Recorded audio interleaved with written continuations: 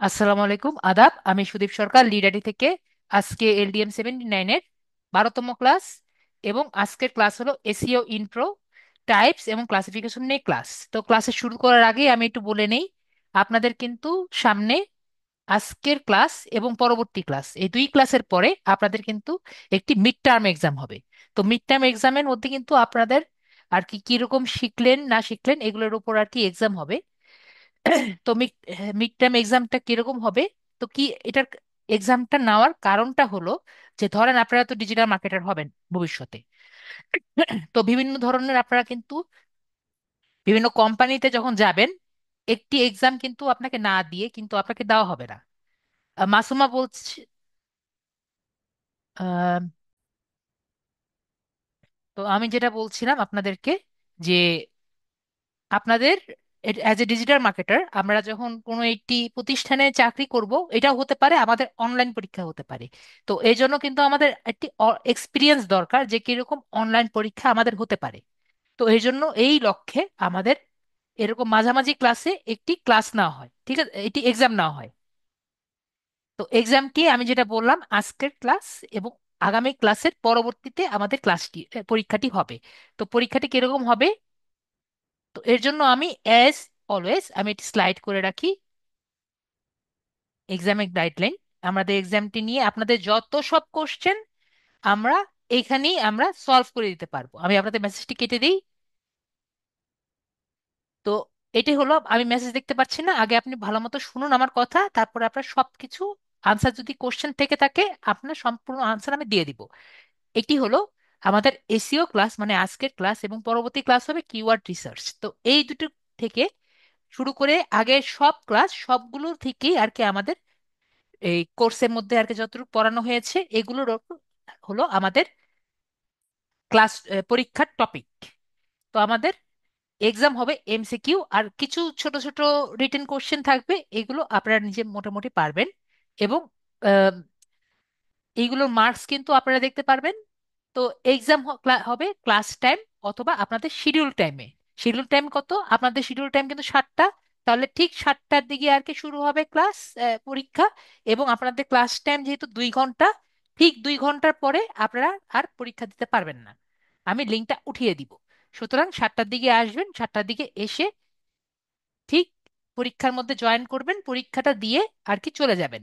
তো পরীক্ষাটা কোথায় হবে, পরীক্ষাটা আমাদের গুগল শিটসে হবে। শিটসের লিংক কোথায় পাবেন, শিটসের লিংক পাবেন আমাদের যে গ্রুপ আছে, যেখানে আমরা সব সময় এই এক্সাম লিংক পাই, ক্লাস লিংক পাই, ভিডিও লিংক পাই, একইভাবে আমরা কিন্তু গ্রুপের মধ্যেই কিন্তু পাবো।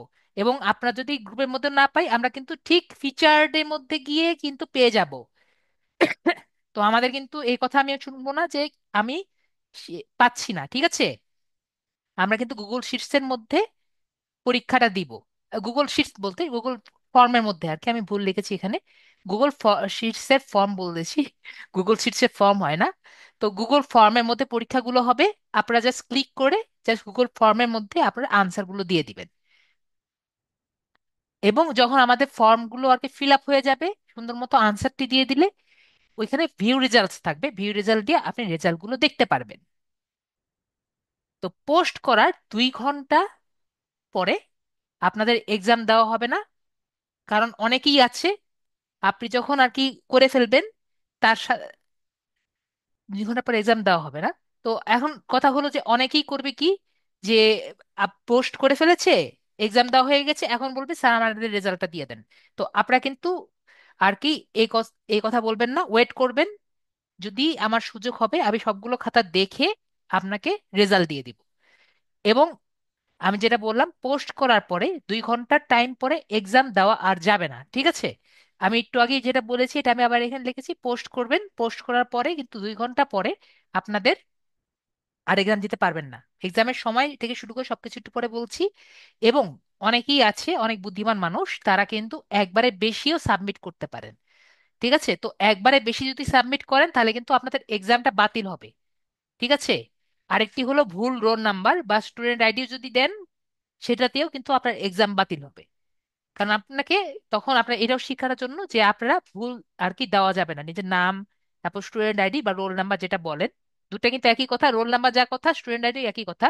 তো এটা যদি আপনি ভুল দেন তাহলে কিন্তু আপনার এক্সামটা বাতিল হলে গণ্য করা হবে, এবং এক্সামের দিন আপনাদের ক্লাস হবে না।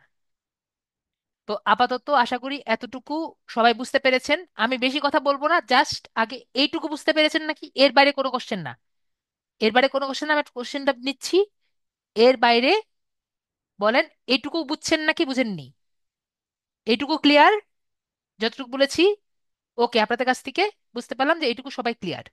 এখন নেক্সট হলো, আপনাদের কোশ্চেন হবে যে এক্সামের টাইম কতক্ষণ। এক্সামের টাইম হলো আমাদের 40 মিনিট, মার্কস হবে আমাদের 50, এবং পাস মার্ক হবে হলো 25। ঠিক আছে? তো আপনাদের যত সব কোশ্চেন আছে অলরেডি কিন্তু আমরা পেয়ে গিয়েছি। ঠিক আছে? যে আমাদের এক্সাম টাইম হলো 40 মিনিট হবে, এক্সামের মার্কস হলো 50, এবং আমাদের পাস মার্ক হলো 25। ঠিক আছে? তো এরপরে হলো, জি, আমাদের আজকের যদি সোমবার হয়, মঙ্গলবার বুধবার আর কি, নেক্সট নেক্সট দিনে আর কি, মঙ্গলবার বুধ ওয়েডনেসডে হবে, এই সপ্তাহের শেষের দিকে হবে। তো এরপরে আমাদেরটা, আপনাদের সবচেয়ে বড় প্রয়োজনীয় কথা সেটা হলো আপনাদের স্টুডেন্ট রোল। ঠিক আছে?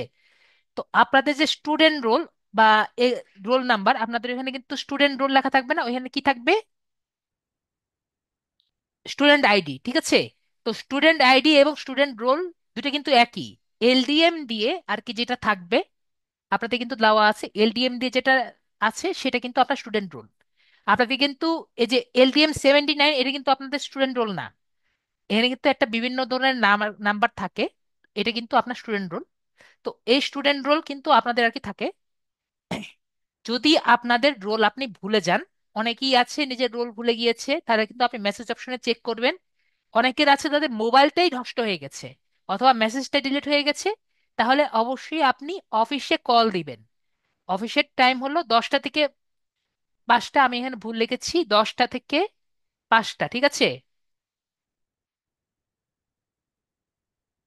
10টা থেকে 5টা, এবং আপনাদের মোবাইল নাম্বারও নিয়ে রাখবেন যদি আর কি দরকার পড়ে। মানে আপনাদের মোবাইল নাম্বার আর কি, এই তিনটা জিনিস লাগবে। তো আপনারা এই অফিস টাইমে মোবাইলে কল দিয়ে আপনাদের স্টুডেন্ট রোলটা আর কি জেনে নেবেন। আপনার স্টুডেন্ট রোলটা জানার সময় আপনার মোবাইল নাম্বারটা চাইতে পারে। ঠিক আছে? আমি কি বুঝাতে পেরেছি? আশা করি বুঝাতে পেরেছি। মাসুমা, আর কোনো কোশ্চেন আছে? রোল না দিলে কি করব? রোল আপনাকে কেন দিবে না? আপনার অফিসের সাথে আপনার তো কোনো শত্রুতা নাই, আমি বুঝাতে পেরেছি মাসুমা। রোল না দিলে আপনি এক্সামটা দিতে পারবেন না। ঠিক আছে? তো এক্সাম নিয়ে আর কারো কোনো কোশ্চেন আছে?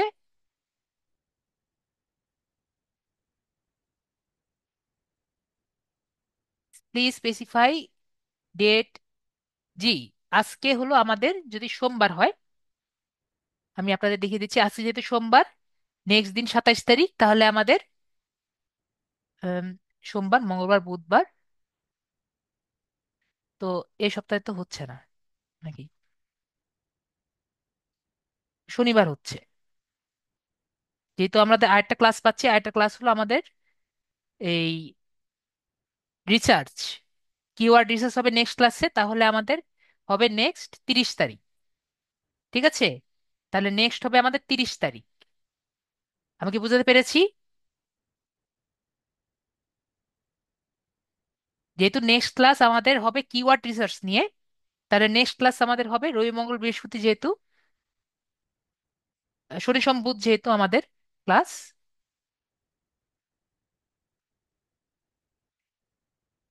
শনি সোম বুধ যেহেতু ক্লাস, তাহলে আমাদের নেক্সট ক্লাস হবে আমাদের 30 তারিখ। ঠিক আছে? না, এটা নিয়ে নর্মালি পোস্ট দেওয়া হয় না, কারণ মিড টার্ম এক্সাম নিয়ে নর্মালি পোস্ট দেওয়া হয় না, এই জন্য আমি সুন্দর মতো বলে দিচ্ছি। ঠিক আছে? জাস্ট পরীক্ষার দিনে দেওয়া হবে। ঠিক আছে? নেক্সট ডেতে আপনাদের এক্সাম হবে। আমি বিষয়টা বুঝতে পেরেছি।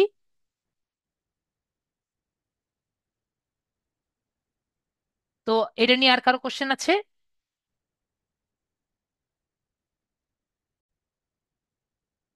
আপনাদের কাছে কিন্তু একটা জিনিস ক্লিয়ার করে দিচ্ছি, আমাকে কিন্তু অবশ্যই মেসেজে বলতে বলতে থাকবেন না, স্যার আমার রোল নাম্বার পাইনি। কারণ আপনাদের ক্লাস হলো 7টার দিকে, আমার যদি 10 মিনিট আগে আমার বলতে থাকেন স্যার আমি রোল নাম্বার পাইনি, অফিস কিন্তু বন্ধ থাকবে। আমি কি বিষয়টা ক্লিয়ার বুঝাতে পেরেছি? আপনাদের এজন্য 2 দিন অ্যাডভান্স আমি কিন্তু বলে দিলাম, আপনাদের কালকে টাইম আছে, পরশু টাইম আছে, এতদিন টাইম আছে। এর মধ্যেও যদি আপনারা নিজেদের রোল নাম্বারটা অফিস থেকে জোগাড় না করতে পারেন, এটা কিন্তু আমার দায়বদ্ধতা না। আমি কি সবাইকে বুঝাতে পেরেছি কথাটা? সবাই কি ক্লিয়ার? যারা যারা আছেন, আশা করি আমার কথাটা একবারে ক্লিয়ার। নিজের দায়িত্বে জাস্ট নিজের রোল নাম্বারটা অফিস থেকে নিয়ে নিবেন যদি আপনার না থাকে। নূর আলম, দেরি করলে আপনি ভিডিওটা দেখে নেবেন। মামুন, এক্সাম অনলাইনেই হবে, এখানে থাকবে। ঠিক আছে? এই যে ইথান দাস যেরকম দিয়েছে যে লিড আইটি আপনার রোল নাম্বার এত, ক্লাস লিঙ্কে পেতে LDM79-এ ফেসবুকে যোগ হন, এরকম আর কি আপনার থাকবে। ঠিক আছে? যাই হোক, আমরা এখন ক্লাসে চলে যাই, আপনাদের সাথে অনেক বকবক করেছি। 7টা 24 বেজে গেছে, আমাদের ক্লাসটি আজকে কিন্তু অনেক গুরুত্বপূর্ণ। সবাই যদি পারেন নিজেদের এটি খাতা কলম নিয়ে নিন, না হলে কিন্তু কিছুই বুঝবেন না। ঠিক আছে? আজকের ক্লাস এবং আগামীকালের ক্লাস, পুরো ক্লাসটাই কিন্তু আমাদের থিওরিটিক্যাল ক্লাস। ঠিক আছে? তো বেশিরভাগই এই ইয়ের বেশি নেই, সম্পূর্ণ থিওরিটিক্যাল ক্লাস। আজকের ক্লাস হলো, আমি একটি ইনকগনিটো উইন্ডো নিয়ে নিই। ইনকগনিটো উইন্ডো সম্পর্কে আমরা আশা করি জানি। সবার কি মনে আছে ইনকগনিটো উইন্ডোটা কি? ইনকগনিটো উইন্ডো হলো, এর কি লিখেছে যে this others who use this device won't see your activity, so you can browse more privately. মানে কথা হলো যে আমার হিস্টোরিতে থাকবে না, আমার আইপি অ্যাড্রেস মানে আমার লোকেশনটা ঠিকই দেখতে পারবে, কিন্তু আমার হিস্টোরি থাকবে না। ঠিক আছে? এবং যে কোনো ব্রাউজার যে ক্যাশগুলো আর কি দেয়, সেই ক্যাশগুলো ও জমা রাখবে না। আমি কি বুঝাতে পেরেছি? অনেকেই আর কি এ পর্যন্ত আমি করেছি, আমি কিন্তু এটা আপনাদের বুঝাইনি। কি জন্য বুঝাইনি? কারণ আপনারা এতটুকু অ্যাডভান্স ছিলেন না, এখন কিন্তু অনেকটা কিছু বুঝেন। ঠিক আছে? তো ইনকগনিটো মোডটা কি আশা করি বুঝতে পেরেছি। তো আমরা কিন্তু এখন বেশিরভাগ সময় আমি ইনকগনিটো মোডে আর কি চালাবো, এই জন্য আপনাদের ইনকগনিটো মোডটা কি ভালো মতো বুঝিয়ে দিলাম। তো ধরেন এসিও জিনিসটা কি, এসিও জিনিসটা বোঝার জন্য ধরেন একটা মেয়ে, ঠিক আছে, একটা মেয়ে মনে করলো যে আমি একটা লিপস্টিক কিনবো। তো একটা লিপস্টিক কেনার জন্য সে কি করলো? লিপস্টিক কিনলে তো লিপস্টিকের আশেপাশে তো কিছুই বুঝি না। ধরেন মনে করেন একটা ছেলে একটা ইয়ারফোন কিনবে। তো ইয়ারফোন তো সে আসলে জানে না কোন ব্র্যান্ডের ইয়ারফোন কিনবে। তো আমি, সে ধরলে সে ইয়ারফোন দিয়ে সার্চ দিল। ঠিক আছে? ইয়ারফোন দিয়ে সার্চ দিয়ে সে কিন্তু এখানে স্টারটেক পেয়েছে, দারাজে পেয়েছে, ঠিক আছে, অ্যাঙ্কর পেয়েছে। এখন আপনি আমাদের বলেন যে সে প্রথমে কোনটায় যাবে? সে কি স্টারটেকের দিকে যাবে, দারাজে যাবে, নাকি সে নিচে গিয়ে দ্বিতীয় পেজের এখান থেকে গিয়ে দ্বিতীয় পেজে যাবে আগে? আপনারা যারা একটু কম বুঝেন আমাকে একটু আনসার দেন। আপনি কি দ্বিতীয় পেজে যাবেন আগে, নাকি প্রথম পেজে আগে যাবেন? প্রথম পেজে প্রথমটা আগে যাবেন। লুমেন বলেছেন যেমন স্টারটেক, আর বাকিরা কি বলেন? ফার্স্ট পেজে। তো আপনি তাহলে কি বুঝতে পেরেছেন যে আমাদের এই যে ইয়ারফোন দিয়ে আমার যে একজন ক্রেতা, ঠিক আছে, আমার গুগলে ফার্স্ট পেজের কারণটা কি জন্য? আমার যদি ফার্স্ট পেজে যদি থাকে, প্রথম দিকে যদি থাকে, তাহলে কিন্তু আমার ওই প্রোডাক্টটা সেল হওয়ার সম্ভাবনা বেশি। তো এসইও মানে হলো যে আমি, ডিটেলস আমি পরে ক্লাসে পরের দিকে বলছি। এসইও মানে হলো যখন আমার একটি প্রোডাক্ট বা একটি জিনিস যেটা আমার গুগলের ফার্স্ট পেজে আনার কাজটাই হলো একরকম এসইও। ঠিক আছে? ডিটেলসটা আমি যখন একটি ক্লাস, আমার পিপিটি স্লাইডে আমি ডিটেলস বলবো। তো ধরেন আমার এখান থেকে যে আছে, এখানে আর কি ক্লিক করলে আমি এখানে আর কি এখান থেকে আমি এই যে কোনো একটা চয়েস করে নিলাম। তো এখন যে আছে সে তো অবশ্যই দ্বিতীয় পেজে আর কি যাবে না, যেখানে আমার প্রথম পেজে যদি আমার ফিল আপ হয়ে যাচ্ছে। তো একজন এশীয় স্পেশালিস্ট বলেছিলেন যে একটি লাশ গুম করার জন্য সব থেকে ভালো প্লেস হলো গুগলের সেকেন্ড পেজ, কারণ বেশিরভাগ মানুষই গুগলের সেকেন্ড পেজে যেতে চায় না। তো গুগলের সেকেন্ড পেজে যদি আমি রেখে দিই, লাস্টটি গুম হয়ে যাবে। তো এটি একটি আর কি এসইও স্পেশালিস্টের কথা। তো আমরা কি বুঝতে পারলাম যে এসইওটা মানে সার্চ ইঞ্জিন অপটিমাইজেশনের গুরুত্ব গুরুত্বটা অনেক বেশি দরকার। তো আমি কি বুঝাতে পারলাম সার্চ ইঞ্জিনটা আসলে কি এবং এর গুরুত্বটা কি? ছোটখাটো কি বুঝতে পারলাম আমরা? যারা বুঝতে পারেনি বলেন স্যার কিছুই বুঝিনি।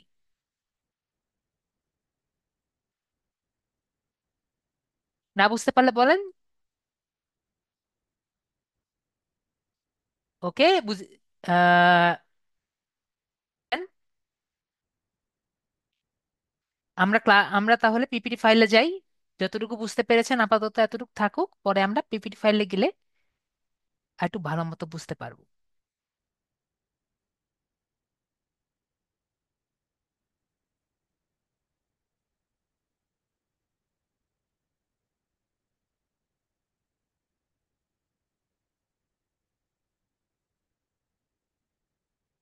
তো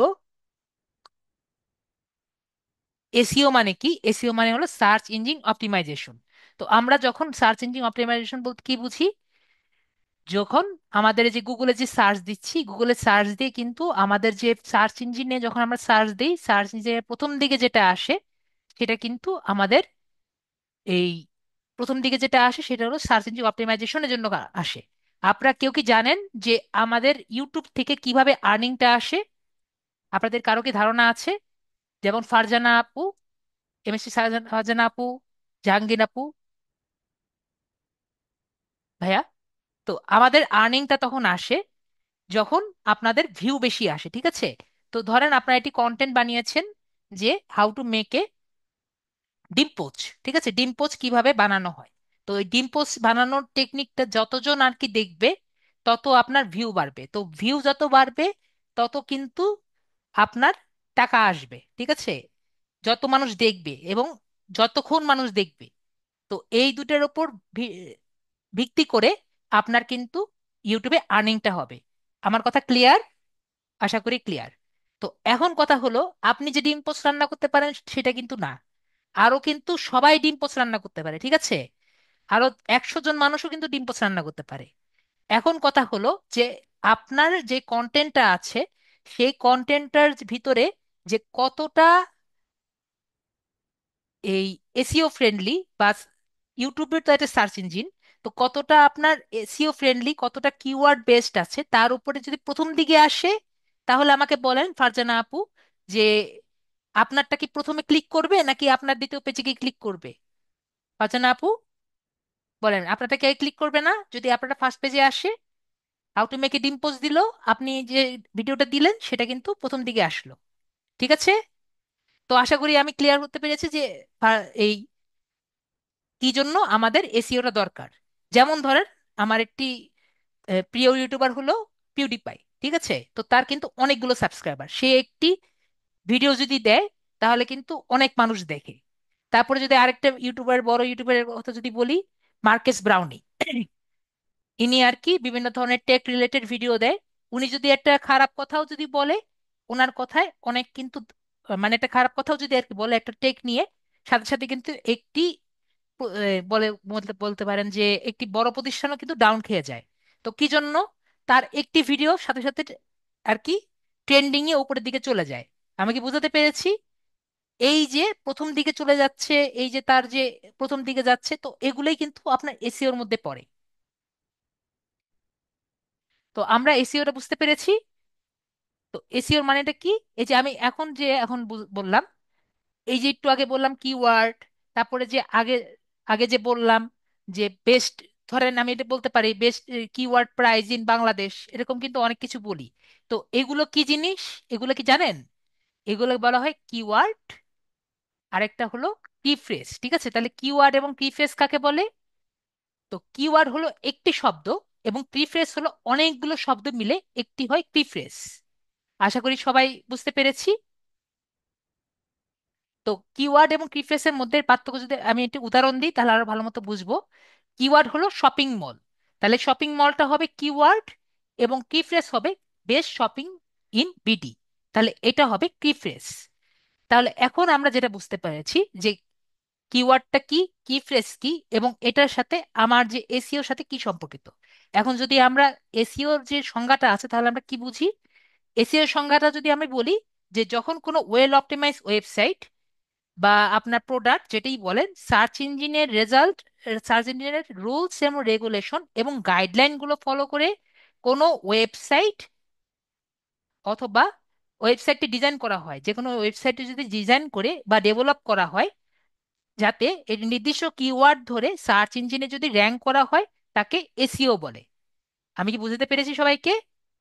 আমি আবারও বলছি, যখন কোনো ওয়েল অপটিমাইজ ওয়েবসাইট, যেমন আমি একটু আগে স্টার্টে লিখেছি, সার্চ ইঞ্জিনের রুলস এবং রেগুলেশন এবং গাইডলাইন ফলো করে কোনো ওয়েবসাইটটি আর কি ডিজাইন করা হয়, এবং ডিজাইন করা হয়, ডেভেলপ করা হয়, এবং সেই নির্দিষ্ট কিওয়ার্ড ধরে সার্চ ইঞ্জিনে আর কি র্যাঙ্ক করা হয়, তাকে আপনার এসইও বলে। আমি আশা করি সবাইকে বুঝতে পেরেছি বিষয়টা।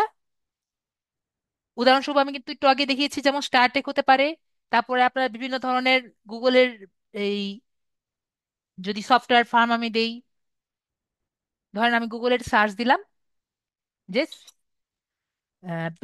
Best software firm on Bangladesh, তো যার এসইওটা বেশি ভালো সে কিন্তু উপরের দিকে উঠবে। ঠিক আছে? ধরেন এখানে এই যে কাজ সফটওয়্যার, ঠিক আছে, তো আমরা কি বুঝতে পারলাম? ওনার যে ওনার যে ওয়েবসাইটটা আছে, ওনার ওয়েবসাইটটা ওয়েল অপটিমাইজ দেখে উপরের দিকে উঠে গিয়েছে। তো আমরা কি বুঝতে পেরেছি বিষয়টা? সবাই কি ক্লিয়ার? আশা করি ক্লিয়ার। তো আমি যদি অন্যভাবে বলতে পারি, যে the process of growing website organically through search traffic is called SEO. সবাই ক্লিয়ার? না ক্লিয়ার হলে বলেন, স্যার কিছুই বুঝিনি। তো আমি যেটা বললাম, যে এরকম যেরকম কাজ যেটা বললাম, প্রথম দিকে ওনার যে ওয়েবসাইটটি ডিজাইন করেছে এবং কিওয়ার্ডটা ধরে সার্চ করেছে, যেমন আমি কিওয়ার্ডটা কি বললাম, best software firm on Bangladesh, তো এরকম একটি কিওয়ার্ড কিন্তু উনি ওনার ওয়েবসাইটে দিয়েছেন, এই কারণে কিন্তু প্রথম পেজে এসেছে। আশা করি সবাই কিন্তু বুঝতে পেরেছি। তো এরকম কিওয়ার্ড ধরে যদি ওয়েবসাইট ডিজাইন থেকে শুরু করে সবকিছু আর কি করা যায়, তাহলে কিন্তু সার্চ ইঞ্জিনকে বলে দেওয়া যায় যে আমার যাতে ওয়েবসাইটটা আসে। তো এগুলো নিয়ে আমরা তাহলে একটু ডিটেলস আর কি জাস্ট মোটামুটি আজকে বুঝি, পরে যখন আমাদের প্র্যাকটিক্যাল ক্লাস হবে আমরা কিছুটা করব। তো এটা নিচেরটা কেন আসে? ওকে। তো কিওয়ার্ড প্রিফেস বললাম। তো এখন হলো, আমি যে বললাম একটু আগে, যে সার্চ ইঞ্জিন, তো আমাদের সার্চ ইঞ্জিন সম্পর্কে কোনো ধারণা আছে? আমি যে সার্চ ইঞ্জিনটাকে ম্যানিপুলেট করব বা সার্চ ইঞ্জিনে আমি র্যাঙ্ক আপ করব, তাহলে সার্চ ইঞ্জিনটা কি কি? তো সার্চ ইঞ্জিন গুলো যদি আমরা একটু দেখে আসি, সার্চ ইঞ্জিন গুলো হলো, যেমন গুগল এটি search engine, DuckDuckGo search engine, Baidu এটা হলো জাপানিসের বা চায়নার মনে হয় search engine, Ask search engine, Bing search engine, তারপর ইয়াহু সার্চ ইঞ্জিন। আর যদি বাংলাদেশের কিন্তু সার্চ ইঞ্জিন আছে আশা করি জানি, এই যে চায়নার সার্চ ইঞ্জিন হলো বাইডু, এবং আমাদের কিন্তু বাংলাদেশ সার্চ ইঞ্জিন নাম হলো পিপিলিকা। তো এরকম কিন্তু সার্চ ইঞ্জিনের মধ্যে আমরা কিন্তু, যদি আমাদের যে ওয়েবসাইটটা আছে বা কন্টেন্টটা আছে যদি এসইও অপটিমাইজড হয়, তাহলে কিন্তু প্রথম পেজে আসার সম্ভাবনা আছে। আমি কি বুঝাতে পেরেছি সবাইকে, যে আমাদের পেজটাকে যদি আমরা অর্গানিক ট্রাফিক আনতে পারি এবং ওই পেজে যদি ভালো আর কি অবস্থা হয়, তাহলে কিন্তু ওটা প্রথম পেজে আসার সম্ভাবনা বেশি থাকে। তো আমরা কিন্তু অবশ্যই বুঝতে পারলাম যে সার্চ ইঞ্জিনটা আসলে কি। এখন হাউ এসইও ওয়ার্ক, এসইও কিন্তু তিন ধাপে কাজ করে। তো কি কি ধাপে কাজ করে? একটা হলো ক্রলিং, তারপর হলো ইন্ডেক্সিং, তারপরে হলো র্যাঙ্কিং। কি কি বললাম? ক্রলিং, ইন্ডেক্সিং এবং র্যাঙ্কিং, এই তিন ধাপে আমাদের এসইওটা কাজ করে। তো প্রথমে কি বললাম, তাহলে আমাদের এসইওটা কিভাবে কাজ করে? যখন আমরা ওয়েবসাইটটা আমাদের গুগলে বা আমাদের নেটে যখন পাবলিশ করি, ইন্টারনেটে পাবলিশ করি, তখন আমাদের এই ভার্চুয়াল যে স্পাইডার বা বট আছে, এই যে এরকম দেখতে, এই বটটি আমাদের এই ওয়েবসাইটের উপর দিয়ে ক্রল করে যায়। ঠিক আছে? এই ডান থেকে বাম দিকে এইভাবে এভাবে তেরছা ভাবে ক্রল করে যায়, যাতে সে বুঝতে পারে আমার ওয়েবসাইটের যে কন্টেন্ট বা কন্টেন্টটা যে আছে, এই কন্টেন্টটা আসলে কি ক্যাটাগরি, এটা আসলে কি ক্যাটাগরি এটা চেষ্টা করে। এটা হতে পারে ফুড ক্যাটাগরি, এটা হতে পারে ইলেকট্রনিক ক্যাটাগরি, এটা হতে পারে ব্লক ক্যাটাগরি। তাহলে কি ক্যাটাগরি এটা বোঝার সে চেষ্টা করে। এখানে সুন্দর মতো লেখা আছে যে সার্চ ইঞ্জিন, সার্চ ইঞ্জিনস যেমন গুগল ক্রোম ব্রাউজার্স অথবা Google's crawling your websites and understand your page content, say page content করার চেষ্টা করে। এবং এরপরে এই ক্যাটেগরি যে বললাম, ফুড ফুড নাকি আপনার এই ইলেকট্রনিক্স নাকি কোন ক্যাটেগরি, এটা ক্যাটেগরিতে ফালানোর পরে ক্যাটেগরি ওয়াইজ আলাদা করে। এবং এটি কি ধরনের টাইপ এই ওয়েবসাইটটি, এবং এই ওয়েবসাইটটি ইলেকট্রনিক্স নাকি রিয়েল এস্টেট নাকি পোর্টফোলিও এরকম করার পরে এটিকে ক্যাটেগরাইজ করে ফেলে। এরপরে এটিকে আর কি ইন্ডেক্স করে। ঠিক আছে, your site is indexed under relevant categories এবং সার্চ টার্মস। তো এটাকে আলাদাভাবে ABC থেকে শুরু করে নিজের ভাবে এটাকে ইন্ডেক্স করে। মনে করেন এটা ফুড, এটা হলো আপনার এই ইলেকট্রনিক্স, এটা ধরেন আপনার রিয়েল স্টেট, বা যেভাবেই হোক আলাদা আলাদা করে ক্যাটেগরি করে ফালিয়ে দেয়। তারপরে এটাকে এরপরে তাকে সে র্যাঙ্ক করে। ঠিক আছে, next time when the user searches,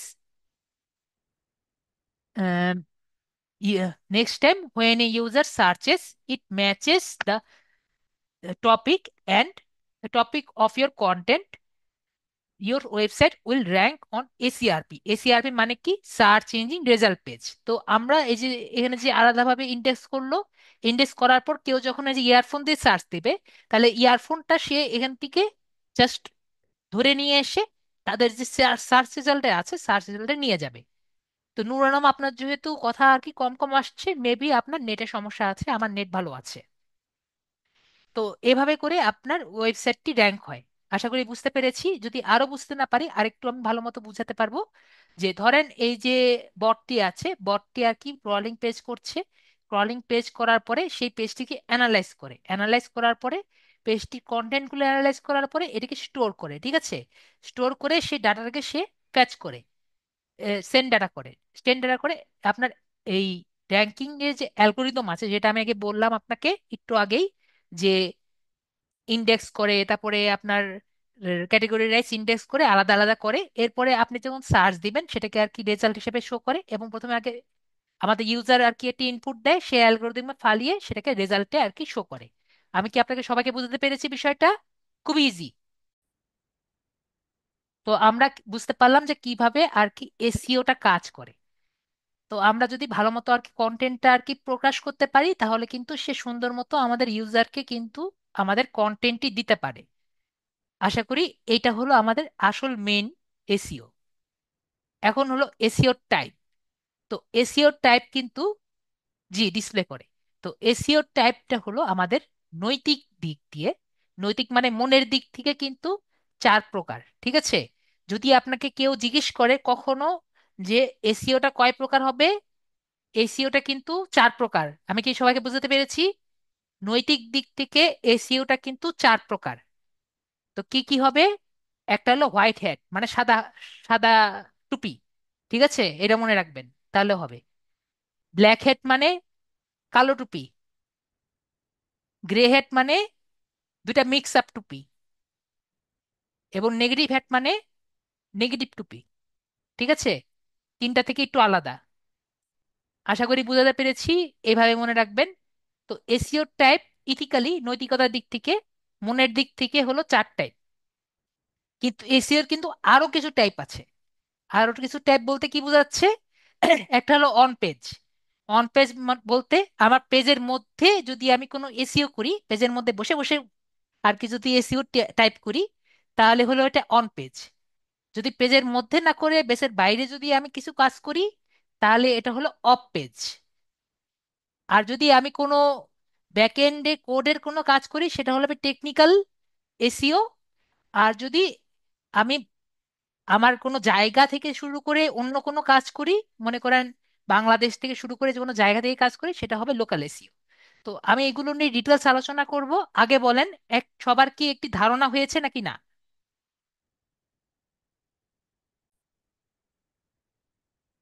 তো এখন হলো আমাদের হোয়াইট হ্যাট এসইও, যে সাদা হ্যাট, সাদা টুপিতে জিনিসটা কি। তো হোয়াইট হ্যাট টেকনিক হলো গুগলের সুপারিশকৃত পদ্ধতি।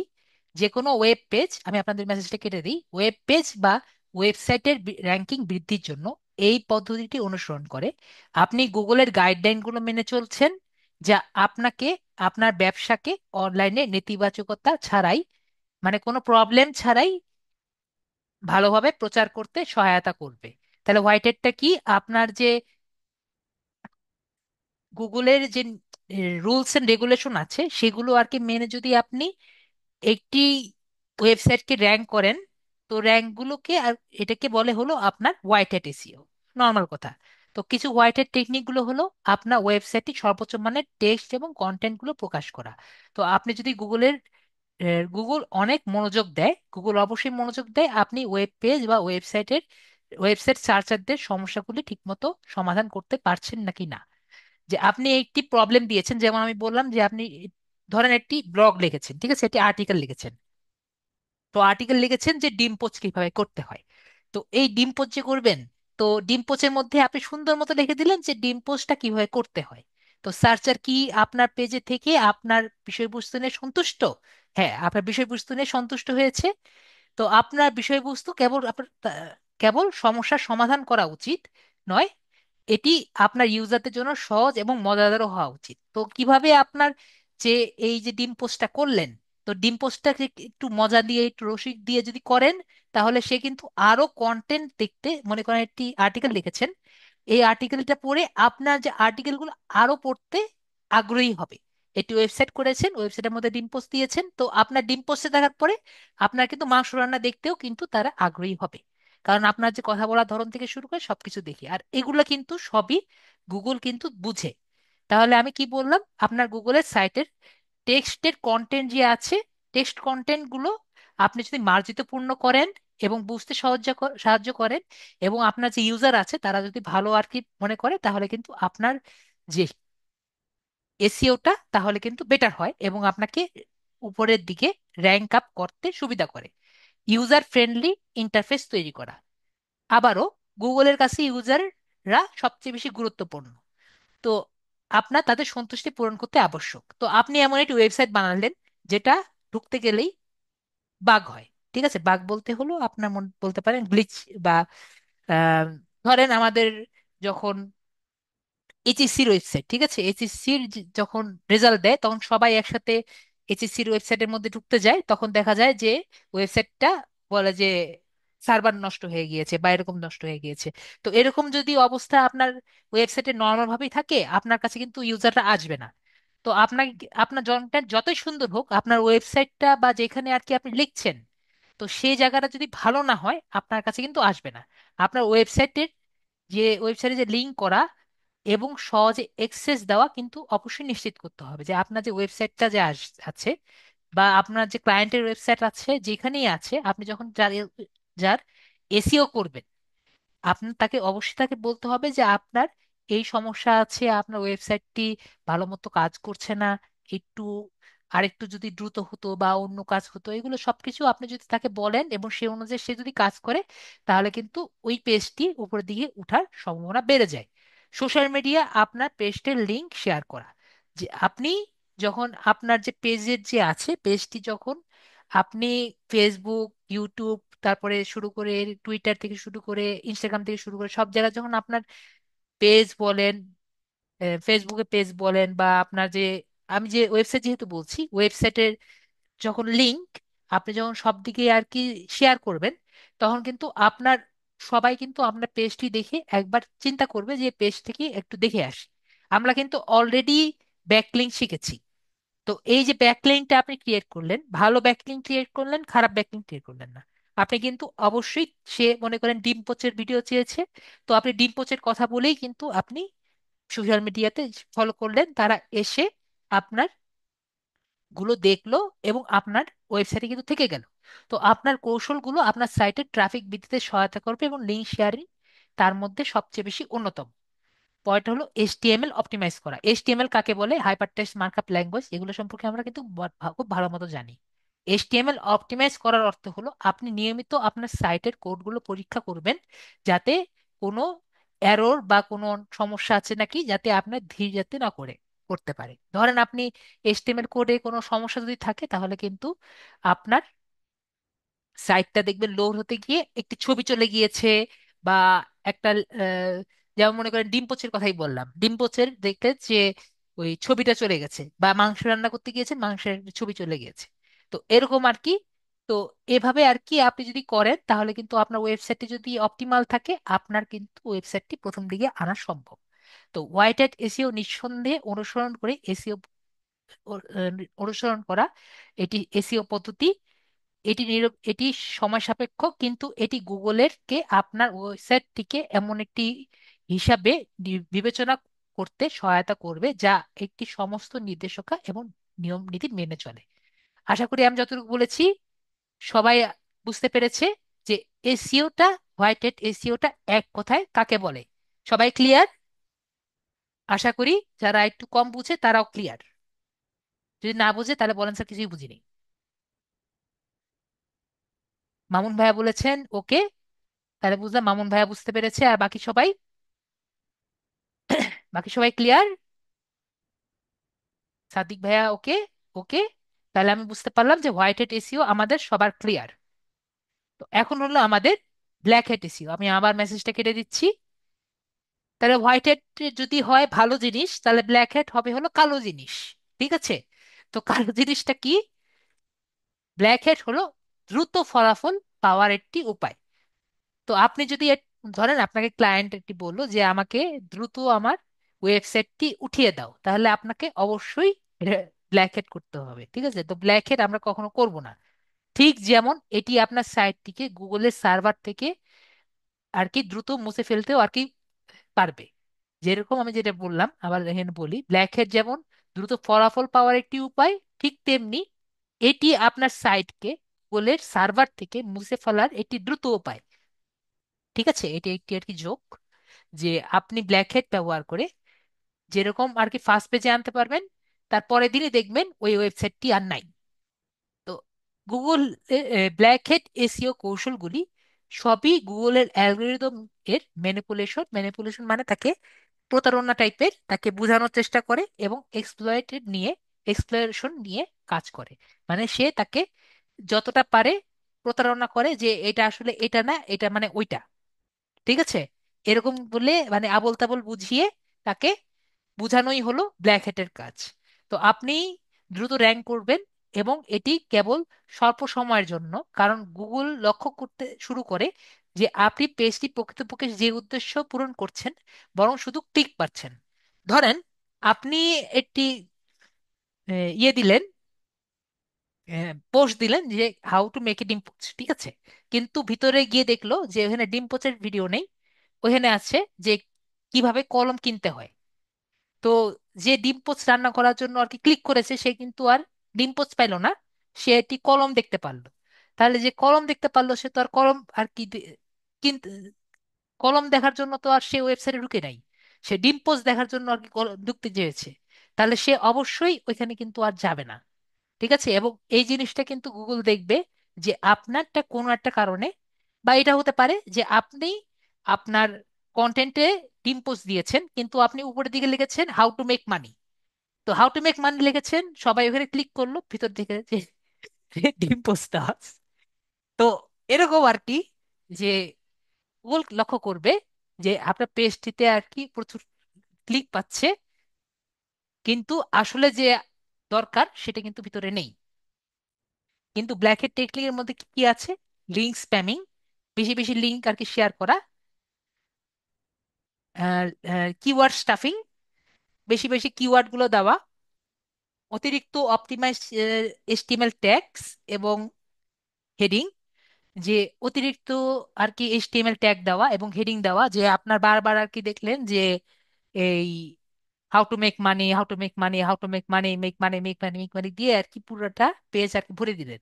তো এরকম আর কি এইচটিএমএল ট্যাগস এবং হেডিং আর কি বেশি ইউজ করা। আমরা কিন্তু ট্যাগ গুলো কিন্তু বুঝি এখন, এবং হেডিং গুলো কিন্তু বুঝি এখন। ঠিক আছে? অতিরিক্ত ছবি ব্যবহার করা, তো আপনি যদি বেশিরভাগ ছবি ব্যবহার করেন, একটা বা দুটো কিন্তু অবশ্যই এনাফ, কিন্তু আপনি যদি শুধু ছবি দিয়ে আর কি ভরিয়ে দেন তাহলে কিন্তু এটা ব্ল্যাক হেটের মধ্যে পড়ে।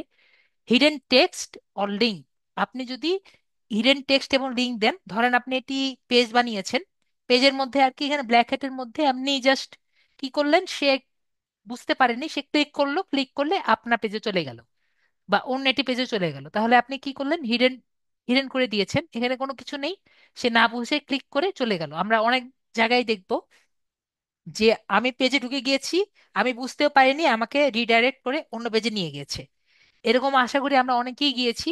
আমরা যখন মোবাইল দিয়ে আর কি ঘুরতে গিয়ে কিন্তু এরকম অনেক জায়গায় গিয়েছি, দেখেছি যে আমি পেজে ঢুকতে চাইনি, আমার এই কি জানেন ওয়েবসাইটটা অটোমেটিক অন্য ওয়েবসাইটে চলে গিয়েছে, যেখানে ওয়েবসাইটে আমি কখনো যাইও নাই।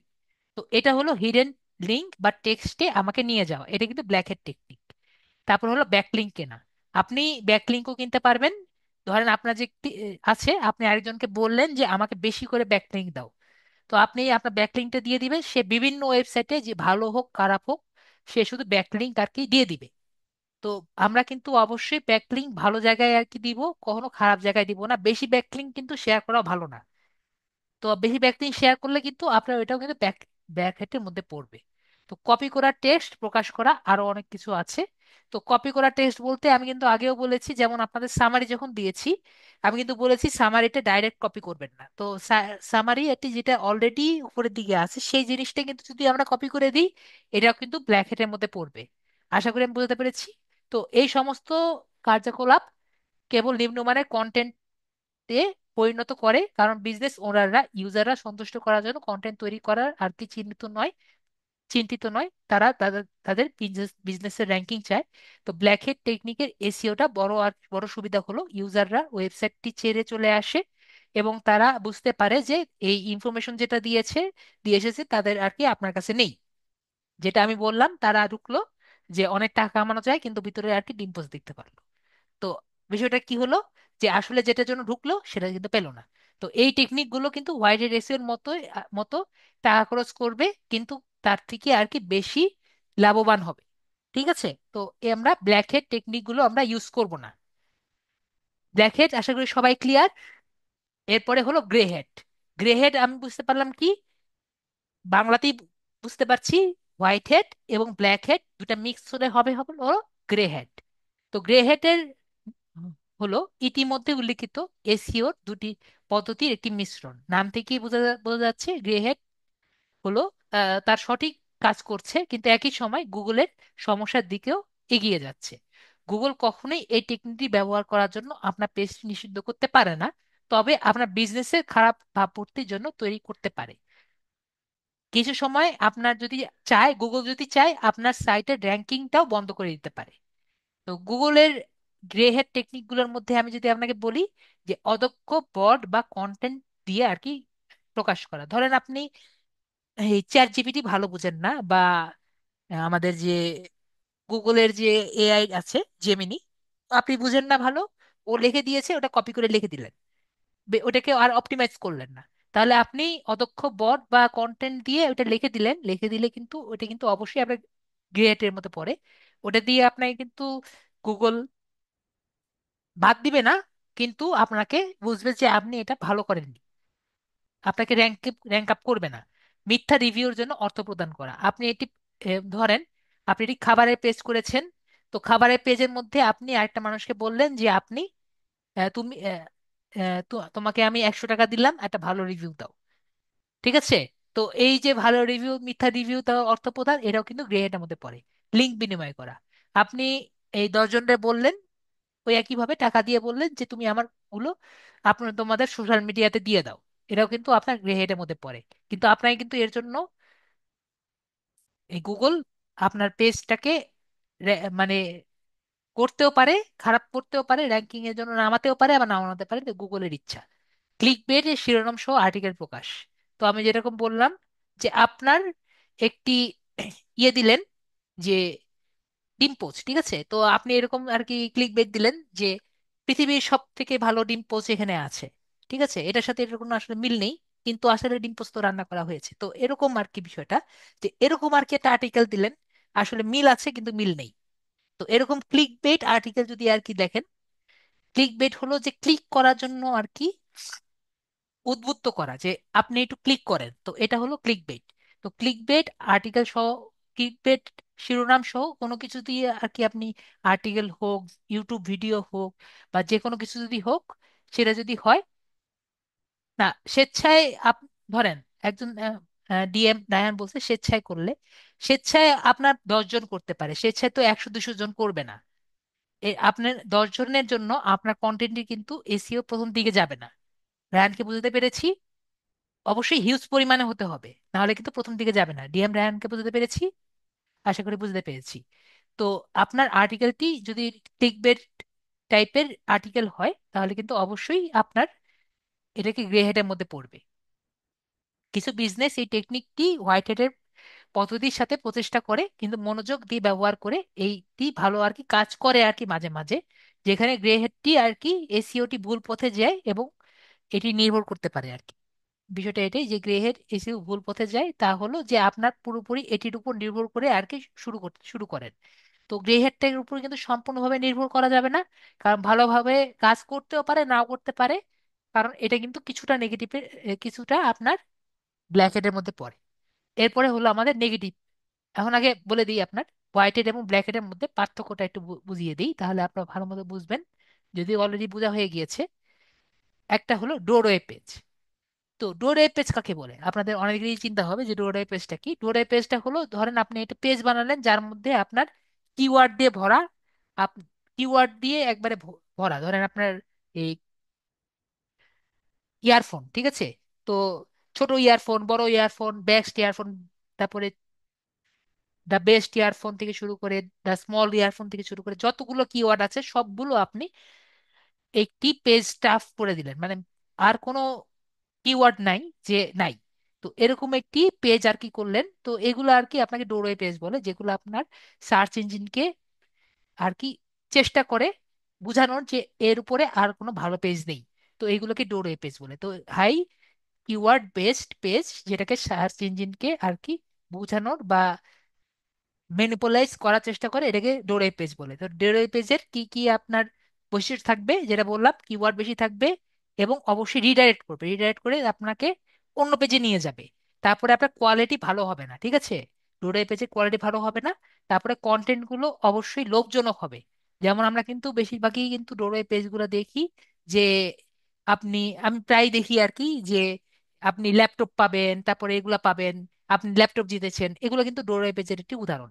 তারপর আপনার, এবং অবশ্যই সার্চ ইঞ্জিনের নীতিমালাগুলো মেনে মেনে চলবে না। তো ব্ল্যাক হেডের মধ্যে আমরা কি কি পাচ্ছি, এগুলো কিন্তু ব্ল্যাক হেডের মধ্যে পড়ছে। এবং আমরা যদি এখানে আসি হোয়াইট হেডের মধ্যে, কোয়ালিটি কন্টেন্ট, আপনার অবশ্যই কোয়ালিটি কন্টেন্ট থাকবে, ঠিক আছে? তো হিডেন টেক্সট থাকবে, এটা অবশ্যই যে টেক্সটগুলো যেগুলো আপনার যেটা দরকার সেটা সে হাইড করে দিবে, এবং যেটা দরকার নাই সেটা সে আর কি ইয়ে করে মানে দেখিয়ে দিবে। তো এটাই কিন্তু আপনার ব্ল্যাকের মধ্যে পড়বে, অথবা কিওয়ার্ড স্টাফ করে দিবে। ঠিক আছে, এই দুটার থেকে কিন্তু দুটা এক করবে। এরকম করতে পারে যে কিওয়ার্ড গুলো আর কি সে হাইড করে দিবে, যাতে গুগল দেখতে পারে। বেশি গুগল দেখতে পারলে কিন্তু পেজ কিন্তু উপরের দিকে উঠবে, কিন্তু বেশি স্টাফ করলে কিন্তু ওটা কিন্তু ব্ল্যাকের মধ্যে পড়ে। এটাই হলো এই জন্য ব্ল্যাকেট। এবং এখানে আপনি কি করবেন, টাইটেল, ভালো টাইটেল দিবেন এবং মেটা ডাটা ভালো মতো করবেন। মেটা ডাটার মধ্যে যখন আমরা কন্টেন্ট গুলো আর কি কিভাবে দেওয়া লাগে এটা যখন শিখবো তখন দেখাবো। তো টাইটেল গুলো এবং মেটা ডাটা যদি ভালো মতো দেন তাহলে কিন্তু ভালো মতো আর কি আসবে। আর এখানে কি লিখছি, quality inbound link. Quality inbound link বলতে যখন আমরা ভিতরের মধ্যে এটি পেজের মধ্যে যখন লিঙ্ক গুলো দিচ্ছি সেটাকে ইনবাউন্ড লিঙ্ক বলে। আর বাইরের গুলা হলো আমাদের ব্যাক লিঙ্ক, ঠিক আছে? তো আমরা কোয়ালিটি যখন ইনবাউন্ড লিঙ্ক আর কি দিব, তাহলে কিন্তু অবশ্যই আমাদের হোয়াইট হেডের মধ্যে পড়বে। স্নিকি রিডাইরেক্ট, স্নিকি রিডাইরেক্ট হলো আপনি বুঝতেই পারলেন না, আপনি পেজে ঢুকলেন ধরে আপনাকে অন্য পেজে নিয়ে গেল, তাহলে এটা স্নিকি রিডাইরেক্ট। তো আরেকটা হলো লিঙ্ক বেটিং। লিঙ্ক বেটিং কিন্তু আপনার অবশ্যই এসিওর মধ্যে পড়ে, যে আপনি কি চাচ্ছেন যে আপনার এটি এই ডিম পোস্টটা খুব ভালো রান্না করা হোক বা খুব টেস্টি রান্না করা হোক, তো এগুলা কিন্তু আপনার লিঙ্ক বেটিং এর মধ্যে পড়ে। আপনি লিঙ্ক বেটিং করে একটি তাকে বোঝাতে চাচ্ছেন যে আপনি ডিম পোস্ট রান্না করতে চাচ্ছেন, বা আপনি আপনার প্রোডাক্ট নিয়ে একটু কথা বললেন যে দ্য বেস্ট ইয়ারফোন, এই ইয়ারফোন নিয়ে কি কি পাচ্ছেন, তো এগুলো কিন্তু লিঙ্ক বেটিং। তো লিঙ্ক বেটিংটা কিন্তু হোয়াইটের মধ্যে পড়বে। তারপরে হলো ক্লোকিং। ক্লোকিং হলো যে আপনার যে আপনার আপনাকে হাইড করা, এটা হলো ক্লোকিং। ক্লোকিং হলো যে আপনি যে যে জায়গাটা আছে এটাকে লুকিয়ে ফেলা হলো ক্লোকিং। ক্লোকিং এর বিভিন্ন ধরনের টেকনিক আছে, যেমন আইপি বেসড ক্লোকিং, যে আপনার যে আইপিটা আছে আইপিটা হাইড করে যদি দিয়ে দেন তাহলে আর কি আইপি বেসড ক্লোকিং হয়। তারপর আছে user agent cloaking, user agent blocking হলো যে আপনার যে কন্টেন্টটি আছে, আপনার কন্টেন্টটি দেখাবেন যে আপনার কন্টেন্ট, ধরেন ডিম পচে রাখছেন, কিন্তু আপনি ইউজারকে বোঝাচ্ছেন বা সার্চ ইঞ্জিনকে বোঝাচ্ছেন যে আপনি টাকা বেশি কামাচ্ছেন, না টাকা বেশি কামাবে আপনার ওয়েবসাইটে, কিন্তু আপনার কন্টেন্টটি ভিতরে আছে হলো ডিম পোচ বানানো। এটা হলো আপনার ক্লোকিং করা, ইউজার এজেন্ট ক্লোকিং। আর এটা হলো জাভাস্ক্রিপ্টের জাভাস্ক্রিপ্ট ক্লোকিং, এটা আপনার কোড বেসড ক্লোকিং। তো এই জন্য আপনার জাভাস্ক্রিপ্ট ভালো মতো শেখা লাগবে, তাহলে আপনি জাভাস্ক্রিপ্ট ক্লোকিং পারবেন।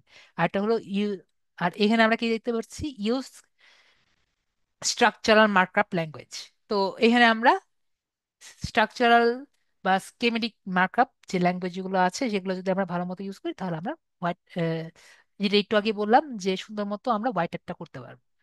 আর্টিকেল স্পিনিং, আর্টিকেল স্পিনিং মানে হলো আর্টিকেলটাই বারবার, এখানে আবার লিখছি কি, এটা বাদ দিয়ে দিয়েছি, লিঙ্ক ম্যানিপুলেশন। এটা আমি বললাম যে বাইং বাইং লিঙ্কস, যে বাইং লিঙ্ক করা। আর্টিকেল স্পিনিং, আর্টিকেল স্পিনিং মানে হলো একটা আর্টিকেল আছে সেটাকে আমি বারবার দিয়ে দিলাম, মানে ওইটাকে একটু চেঞ্জ করে লিখে দিলাম, চেঞ্জ করে লিখে দিলাম, চেঞ্জ করে লিখে দিলাম, একটা ভালো আর্টিকেল চেঞ্জ করে লিখে দিলাম। এটাও কিন্তু ব্ল্যাকের মধ্যে পড়ে।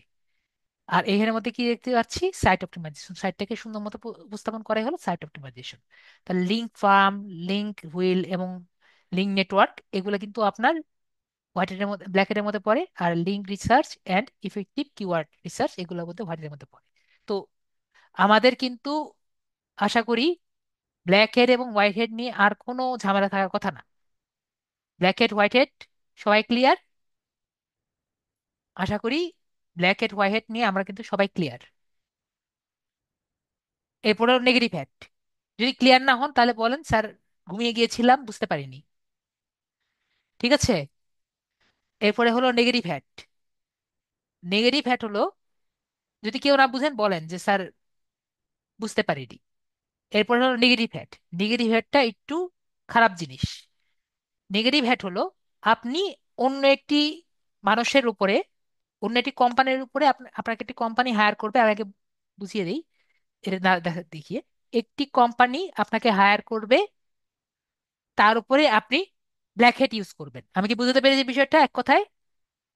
একটি কোম্পানি আপনাকে হায়ার করবে, তার উপরে আপনি ব্ল্যাক হ্যাট ইউজ করবেন, যাতে তাকে, তার সাইটটা উড়ে যায়। সবাই ক্লিয়ার? নেগেটিভ হ্যাটটা এক কথায়। ইথান দাস বলছে এর মধ্যে কোন হেডটি ভালো? অবশ্যই হোয়াইট হেড ভালো। তো আমি যেটা বললাম নেগেটিভ হ্যাটটা সবাই বুঝতে পেরেছেন? আমি যেটা বললাম, না বুঝতে পারলে বলেন স্যার কিছুই বুঝিয়ে দিই। তো নেগেটিভ হ্যাট নিয়ে যদি আমি এখানে বলি, নেগেটিভ হ্যাট হলো এটি ক্ষতিকর প্রক্রিয়া যেখানে কম্পিটিটর অন্য ওয়েবসাইটের র্যাঙ্কিং নষ্ট করার জন্য ইলিগাল বা আনএথিক্যাল টেকনিক গুলো ব্যবহার করে। এটি মূলত আপনার সাইটের উপর আক্রমণ করে, যার ফলে আপনার গুগল বা অন্যান্য সার্চ ইঞ্জিনের চোখে আপনার সাইটের ক্রেডিবিলিটি কমে যায় এবং আপনার র্যাঙ্কিং নেমে যায়। ঠিক আছে?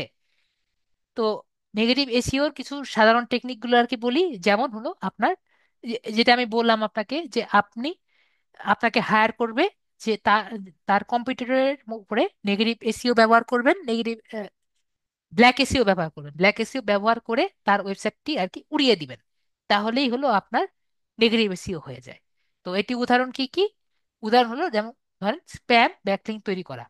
কম্পিটিটর, মানে আপনি যার, যার যে আপনাকে পে করেছে, যে ধরেন আপনাকে দারাজের কথা বললাম, দারাজকে বলেছে, বলেছে যে আপনি গিয়ে দারাজের ওয়েবসাইটটাকে নেগেটিভ হ্যাট করবেন।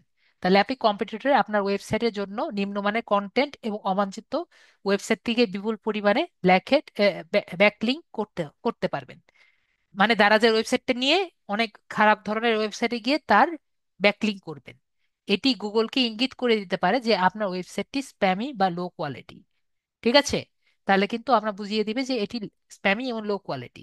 কন্টেন্ট স্ক্র্যাপিং, কম্পিটিটর আপনার ওয়েবসাইটের কন্টেন্ট কপি করা বা অন্য সাইটে পেস্ট করতে পারে, যা আপনার কন্টেন্টের লিজিমেসি কে প্রশ্নবিদ্ধ করে।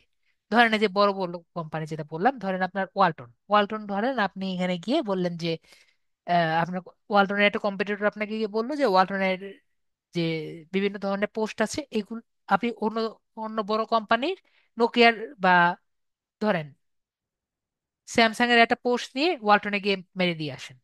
তো ওনারা কিন্তু কি করবে, ওই এরকম যখন বারবার ওয়ালটনের নাম দিয়ে পোস্ট করবেন, তাহলে কিন্তু ওই কন্টেন্ট স্ক্র্যাপিং মানে ওই কপিরাইট ইস্যু দিয়ে ওয়ালটনকেও আর কি নামিয়ে দিতে পারে।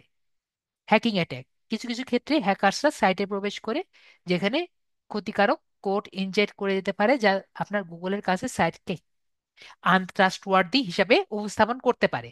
তাহলে কিন্তু হ্যাকিং করেও কিন্তু আপনি ওই যে কোনো ওয়েবসাইটকে কিন্তু ব্ল্যাক নেগেটিভ হ্যাট হিসাবে মানে হ্যাকিং করে ওই ওয়েবসাইটটিকে যদি বুঝিয়ে দিতে পারেন যে ওয়েবসাইটটি আসলে যাওয়ার জন্য ক্ষতিকর, তাহলে কিন্তু আপনার ওই র্যাঙ্কিংটাকে নামিয়ে দিতে পারে। মিথ্যা রিভিউ বা র্যাঙ্কিং প্রদান, যেরকম আমাদের গ্রে হ্যাটে ভালো রিভিউ দেওয়া, একইভাবে আরেকজনকে যদি টাকা দিয়ে দিলেন যে ওই ওয়েবসাইটের জন্য খারাপ রিভিউ দিয়ে দাও, তাহলে কিন্তু খারাপ রিভিউ দিয়ে আপনি কিন্তু নেগেটিভ অ্যাড করতে পারবেন। নেতিবাচক রিভিউ বা নিম্নমানের রেটিং প্রদান করে আপনার অনলাইনে ক্রেডিবিলিটি বা র্যাঙ্কিং আগে প্রভাবিত করতে পারে। তারপর নেগেটিভ এসইও এর বিপজ্জনক এবং অশুভ প্রক্রিয়া, নেগেটিভ অশুভ প্রক্রিয়া যা আপনার সুনাম নষ্ট করতে পারে, যার বিরুদ্ধে সুরক্ষা হিসাবে নিয়মিত আপনার সাইট থেকে ব্যাকলিংক কন্টেন্ট এবং সিকিউরিটি মনিটর করা গুরুত্বপূর্ণ। আশা করি আমি বলতে পেরেছি যে নেগেটিভ হ্যাট এসইওটা কি। এখন হলো আমাদের অন পেজ এসইও। তো আমাদের কিন্তু, জি, প্র্যাকটিক্যাল ক্লাস যখন আমাদের হবে তখন আমরা বুঝবো। আপাতত আমাদের আজকের ক্লাস এবং আগামীকালের ক্লাস, দুই ক্লাসই কিন্তু আমাদের থিওরিটিক্যাল ক্লাস। উর্মি আমু, ক্লিয়ার? আমাদের কিন্তু দুইটাই প্র্যাকটিক্যাল ক্লাস, কি বলি, থিওরিটিক্যাল ক্লাস। তো অন পেজ এসইও জাস্ট এগুলা করবেন, তারপর ভালো মতো পরীক্ষা দিবেন। তো অন পেজ এসইও হলো আপনার ওয়েবসাইটের ভিতরে এমন কার্যকলাপ যা সরাসরি আপনার ওয়েবসাইটের কন্টেন্ট এবং স্ট্রাকচার নিয়ে আহ, কাজ করে, যাতে সার্চ ইঞ্জিনের কাছে আপনার ওয়েবসাইটটি আরো সহজে পাওয়া যায় এবং র্যাঙ্কিং এ উন্নত হয়। ঠিক আছে, এর মধ্যে কি কি আছে? যেমন কিওয়ার্ড অপটিমাইজেশন, তো সঠিক কিওয়ার্ড নির্বাচন এবং সেগুলোকে প্রাসঙ্গিক পৃষ্ঠায় আর কি ব্যবহার করা, এটা কিওয়ার্ড অপটিমাইজেশনে পড়ে। অন পেজ এসইওটা আমি কি বলেছিলাম?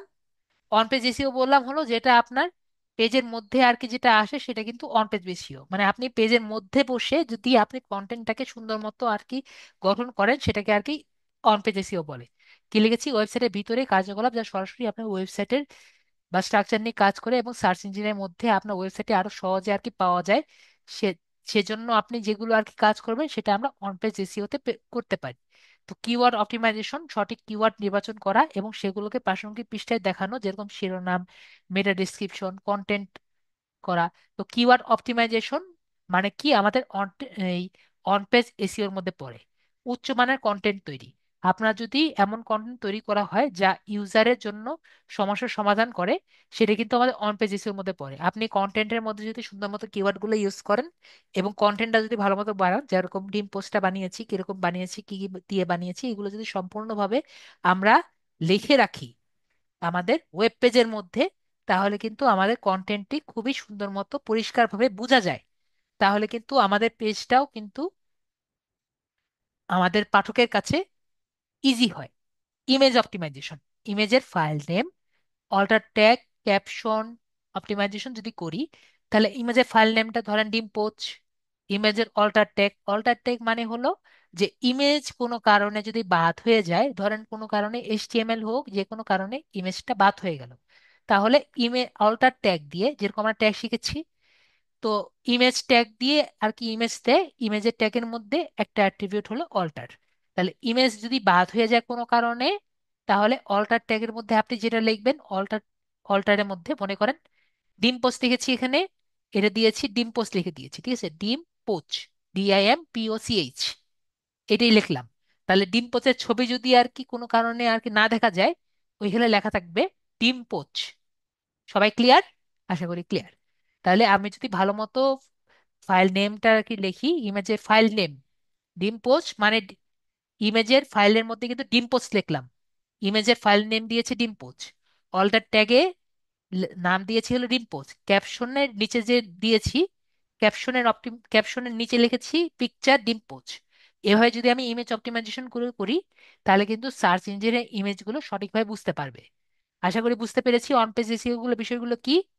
আর ইন্টারনাল লিঙ্কিং, আমরা যদি আমাদের ওয়েবসাইটের মধ্যে একটি মনে করেন তিনটা সেকশন আছে, 1 2 3। তো তিনটা সেকশন যদি একটার সাথে আরেকটা যুক্ত করে দেই, ধরেন আমার একটি পেজ আছে, একটি পেজে 4টা আর কি লিঙ্ক থাকে ধরেন। ইন্টারনাল লিঙ্কিং বলতে আমরা যখন ক্লাস করতে যাবো আর একটু ভালো মতো বুঝিয়ে দিব যদি মনে করিয়ে দেন। তো ধরেন আপনার পেজের মধ্যে এখানে ফাইল আছে, এখানে ধরেন মেনু বার আছে, এখানে ধরেন ক্যাটেগরি আছে, এখানে ধরেন রেস্টুরেন্ট আছে, ঠিক আছে, এখানে ধরেন নেম আছে। তাহলে আমি এখানে তিনটার মধ্যে যদি ভালো মতো লিঙ্ক গুলো করা থাকে, তাহলে কিন্তু আমি ইজিলি যেতে পারবো। আমি কি বুঝতে পেরেছি ইন্টারনাল লিঙ্কিং বলতে কি বোঝাতে চেয়েছি? সবাই আশা করি ক্লিয়ার। না ক্লিয়ার হলে বলেন স্যার, কিছুই বুঝিনি। সবাই ক্লিয়ার? মানুষ শুধু কমতেই আছে। সবাই কি ক্লিয়ার নাকি ক্লিয়ার না? ক্লাস কি সবার বোরিং লাগছে?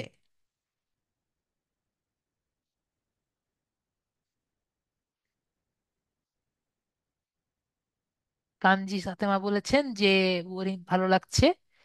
যদি না বুঝেন তাহলে বলেন যে বুঝতে পারছেন না। তারপরে হলো টেকনিক্যাল এসিও। টেকনিক্যাল এসিও, জি, দুনিয়ার সব কঠিন জিনিস। দুনিয়ার সব এসিওটা কিন্তু আমি এখানে কিছুই করাচ্ছি না, জাস্ট আপনাকে একটু সংজ্ঞাগুলা বলছি, ঠিক আছে? এখানে কিন্তু এসিওর কিছুই বলা হচ্ছে না, জাস্ট সংজ্ঞাটা বলা হচ্ছে, ঠিক আছে? এসিও কিন্তু অনেক ব্রড জিনিস, আপনার কোনো ধারণাই নেই ইথান দাস। এসিও কিন্তু অনেক ব্রড জিনিস। আমাদের কোর্সের মধ্যেও কিন্তু জাস্ট একটু টাচ করা হয়, মানে চিমটি কাটা হয়, ঠিক আছে ইথান দাস? জাস্ট একটু চিমটি কাটা হবে। তো টেকনিক্যাল এসিওটা কি? টেকনিক্যাল এসইও হলো ওয়েবসাইটের টেকনিক্যাল দিকগুলো উন্নত করা, যাতে সার্চ ইঞ্জিনের সহজে এবং কার্যকরভাবে আপনার সাইটটি ক্রল করতে পারে এবং ইন্ডেক্স করতে পারে। যার মধ্যে কি কি আছে আমি যেটা বললাম, টেকনিক্যাল এসইও বলতেই নাম দিয়ে বোঝা যাচ্ছে এটা হলো আমাদের কোড বেস, ঠিক আছে? সম্পূর্ণ কোড যারা ভালো পারবে তারা টেকনিক্যাল ব্যাকএন্ডে কাজ করবে। ব্যাকএন্ড মানে কি? ভিতরের দিকে কাজ, কোড দিয়ে কাজ। তো এগুলোর মধ্যে আমরা কি কি পড়বে? সাইট স্পিড অপটিমাইজেশন, যে আমি একটি একটি ওয়েবসাইটটি কতটা দ্রুত আর কি লোড করবে, কারণ ওখানে অনেকগুলো ইমেজ আছে, অনেক কিছু আছে। তো কত দ্রুত লোড করবে, এটার উপর কিন্তু আমাদের টেকনিক্যাল এসইওটা আর কি কাজ করবে, ঠিক আছে? তো আপনি যদি আপনার সাইটটাকে মনে করেন ছবি ছোট করে দিলেন বা ছবির সাইজ ছোট হলো যাতে, এবং এইচটিএমএল গুলা খুব সুন্দর মতো হলো, ঠিক আছে? তো এইগুলো কিন্তু আমাদের সাইট স্পিড অপটিমাইজেশন দিয়ে কিন্তু করা সম্ভব।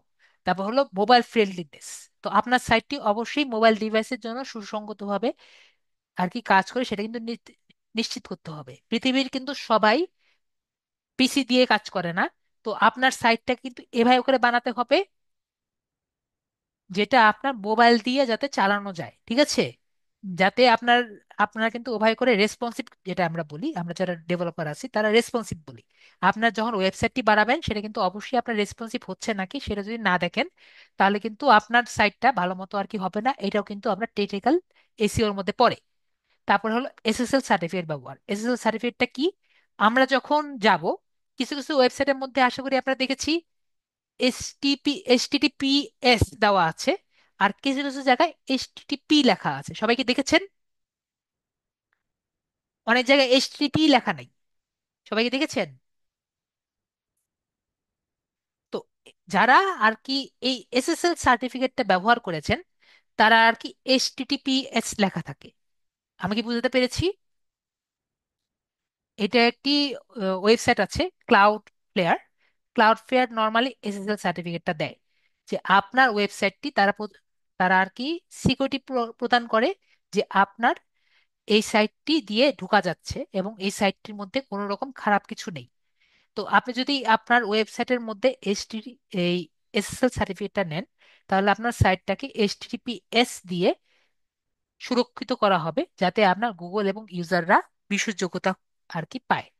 তো আমি বু- আশা করি বুঝতে পেরেছি। এরপর হলো সাইট ম্যাপ এবং রোবট ডট টিএক্স। তো সাইট ম্যাপটা আমি আপনাদের ফিউচারে যদি ক্লাসে আর কি বুঝা দেওয়া যায় তাহলে আমি বুঝাবো। তো এক কথায় আমি বুঝাই দিই, সাইট ম্যাপটা হলো একরকম এই সূচিপত্র, ঠিক আছে? এটা আপাতত এতটুকু বুঝেন, সাইট ম্যাপটা হলো সূচিপত্র, কোনটা কোনটা রাখবো। আর রোবট ডট টিএক্স হলো যে আমি কোনটা কোনটা রাখবো না। এতটুকু বুঝতে পেরেছেন? সাইট ম্যাপটা হলো একটা রকম সূচিপত্র। আমি গুগলকে দেখাবো আপনি তুমি কোনটা কোনটার মধ্যে ঢুকবা, এবং রোবট টিএক্সটি ফাইল হলো কোনটার কোনটার মধ্যে ঢুকবা না। আমি কি সবাইকে বোঝাতে পেরেছি এক কথায়? তো এটা কিভাবে করব আমরা যখন আমাদের একবারে শেষে ক্লাসে আমি দেখিয়ে দিব বিষয়টা। কিন্তু সবার একটি ধারণা হয়েছে বিষয়টা কি। একটি একরকম সূচিপত্র, যে সাইট সাইট ম্যাপ এটি ওয়েবসাইটের সূচিপত্র, যে আমাদের গুগল মামা কোন কোন ওয়েবসাইট কোন কোন পেজে ঢুকবে, এবং রোবট ডট টিএক্সটি ফাইল হলো কোন কোন পেজে ঢুকবে না। তো কোন কোন পেজে ঢুকবে না, যেমন ধরেন আপনি একটি পেজ আর কি মাত্র এখন ডেভেলপ করছেন, তো সেই পেজে তো আপনি চাচ্ছেন যে ঢুকবেন না। ঠিক আছে, আমি বুঝতে পেরেছি। তো আপনার সার্চ ইঞ্জিনকে নির্দেশনা দেওয়ার জন্য সাইট ম্যাপ এবং রোবট ডট টিএক্সটি ফাইল ব্যবহার করা দরকার, যাতে আপনার সাইটটি ভালো মতো ক্রল করতে পারে। সবাই কি ক্লিয়ার? আশা করি বিষয়টি ক্লিয়ার। না হলে বলেন স্যার কিছুই ক্লিয়ার হয়নি। তারপর হলো of page SEO. Of page SEO হলো ওয়েবসাইটের বাইরের কার্যকলাপ যা আপনার ওয়েবসাইটটিকে র্যাঙ্ক করতে সহায়তা করবে। ঠিক আছে, এটা অফ পেজ। অন পেজ যদি হয় পেজের মধ্যে, অফ পেজ তাহলে কি হবে? পেজের বাইরে। ঠিক আছে, তা পেজের বাইরে কিন্তু আমরা অলরেডি অনেক কাজ কিন্তু করেছি।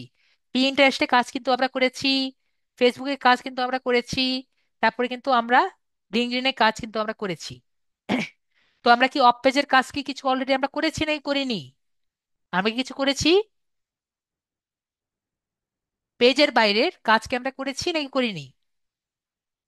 আমরা একটা ওয়েবসাইটে কিন্তু পেজের বাইরের কাজ কিন্তু আমরা করেছি। আশা করি করেছি, না করলে বলেন স্যার কিছুই বুঝিনি।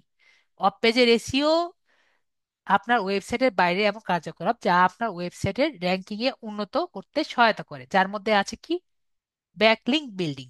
আপনার ওয়েবসাইটের জন্য মানসম্পন্ন ব্যাকলিংক তৈরি করা, যা আপনার গুগলের কাছে সাইটের ক্রেডিবিলিটি বা বিশ্বাসযোগ্যতা বৃদ্ধি করতে সহায়তা করে। আপনি যে ব্যাকলিংক গুলা করবেন, পিন্টারেস্ট হোক ফেসবুক হোক, যেগুলোতে যদি ব্যাকলিংক গুলা সুন্দর মতো করেন ভালো মতো করেন, তাহলে কিন্তু আপনার যে পেজটি আছে সেটা কিন্তু ভালো হবে, মানে গুগল বুঝবে যে এটা ভালো। ঠিক আছে, সোশ্যাল মিডিয়াতে আপনার কন্টেন্ট গুলো শেয়ার করা এবং ইউজারের সাথে ইন্টারাকশন করা। আপনি এটি সুন্দর পোস্ট করলেন, গ্রুপে গ্রুপে পোস্ট করলেন, অর্গানিক বুস্ট করলেন, বুস্ট করে ওরা যে কমেন্ট করছেন কমেন্টের রিপ্লাই দিলেন, তাহলে কি হবে? বুঝবে যে এই মানুষটা ভালো, এর পেজও তাহলে ভালো। তাহলে সোশ্যাল মিডিয়াতে কন্টেন্ট শেয়ার করা এবং ওদের সাথে ইন্টারাকশন করে আপনার কিন্তু এই যে পেজটা আছে, আপনার ওয়েব পেজটা আছে, ওয়েবসাইটটা আছে, সেটাই কিন্তু আপনি উপরের দিকে উঠিয়ে দিলেন। Guest blogging. আপনি ওয়েবসাইটে গেস্ট পোস্ট করে আপনার সাইটটিকে ব্যাকলিঙ্কও কিন্তু পাওয়া যায়। গেস্ট ব্লগিং বলতে আমরা কি বুঝি, যেরকম আপনার বিভিন্ন ধরনের ইনফ্লুয়েন্সার আছে, যেরকম আমি নিচেও লিখেছি, আপনি গেস্টকে বলে আপনি গেস্ট ওনাকে বলতে পারেন যে আপনি ব্লগ করতে পারেন, আমাদের ওয়েবসাইট নিয়ে একটি ব্লগ করেন। আবার ইনফ্লুয়েন্সার দিয়েও আপনি সাইট বা প্রোডাক্ট প্রচারও করতে পারেন। তো গেস্ট ব্লগিং এবং গেস্ট ইনফ্লুয়েন্সার মার্কেটিং এই দুটো কিন্তু আমরা ভালো মতো বুঝতে পেরেছি। হ্যাঁ, ব্র্যান্ড প্রমোশন। তাহলে গেস্ট ব্লগিংও বুঝতে পেরেছি, ইনফ্লুয়েন্সার মার্কেটিং বুঝতে পেরেছি, তো এগুলোও কিন্তু আমাদের অফ পেজের মধ্যে পড়ে। তো আমাদের লাস্ট টপিক হলো লোকাল এসিও।